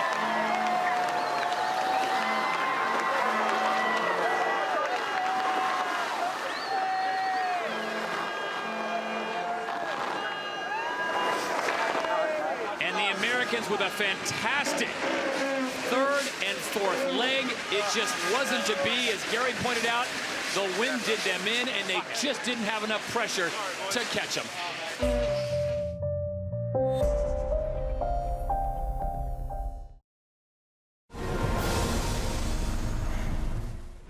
Umpires are key to laying down the law in match race sailing. They work in the background, but their decisions can affect who wins the cup and who doesn't. For this regatta, umpiring has been revolutionized. The on-water umpires blast around at 60 knots, and key decisions are made on land in a digital umpire booth. Clear, just clear. Clear, clear, clear. Mike Martin is director of umpiring at the America's Cup. There's a lot of first in this America's Cup, and the umpiring is really the leading edge of technology, much like the boats are. So in the umpiring, we're using the raw data, and we take that into a program that we developed, and we actually track the boats to 2-centimeter accuracy. We can look at that data, we can fast forward, we can freeze frame, we can zoom up, and we can see the exact positions of the boats at the critical moments. I don't think there's any other sport that does real-time officiating with video and digital data, so we're actually leading the edge for all sports in that area. Overlap, overlap, overlap, clear, clear, clear. The on-the-water umpires, we're still making those calls that can really only be made from the water. Those judgment calls on was the boat doing everything they could to keep clear. They can see how the sails are trimmed and how the crew's reacting. So that key information that's not available on the computer screen. The tough part is now the boats are going 40 knots. They used to go 10 knots. So we've had to really make big steps up in the performance of the umpire ribs to be able to keep up with the boats. And we actually have a military boat that does 60 knots. It's a 43-foot twin turbo diesel, 1,200 horsepower racing machine, really. Clear, overlap, overlap, overlap, overlap. Gun, clear. Pre-start is the most exciting part of the whole race. The rules are designed intentionally to make the boats interface in that period. And so, they enter and then they're fighting for position, right up until they cross the starting line. So that's where we're seeing most of our calls, and that's really where we're on the edges of our seats. From a sailing point of view, it makes the penalties completely immediate. Recently, I think it's been tweaked, and more often than not, it's pretty spot on. I think the umpiring system works really well. It's pretty clear and visual on board if you have a penalty, if you don't. And it's much better than them trying to chase you down at 40 knots waving flags at you.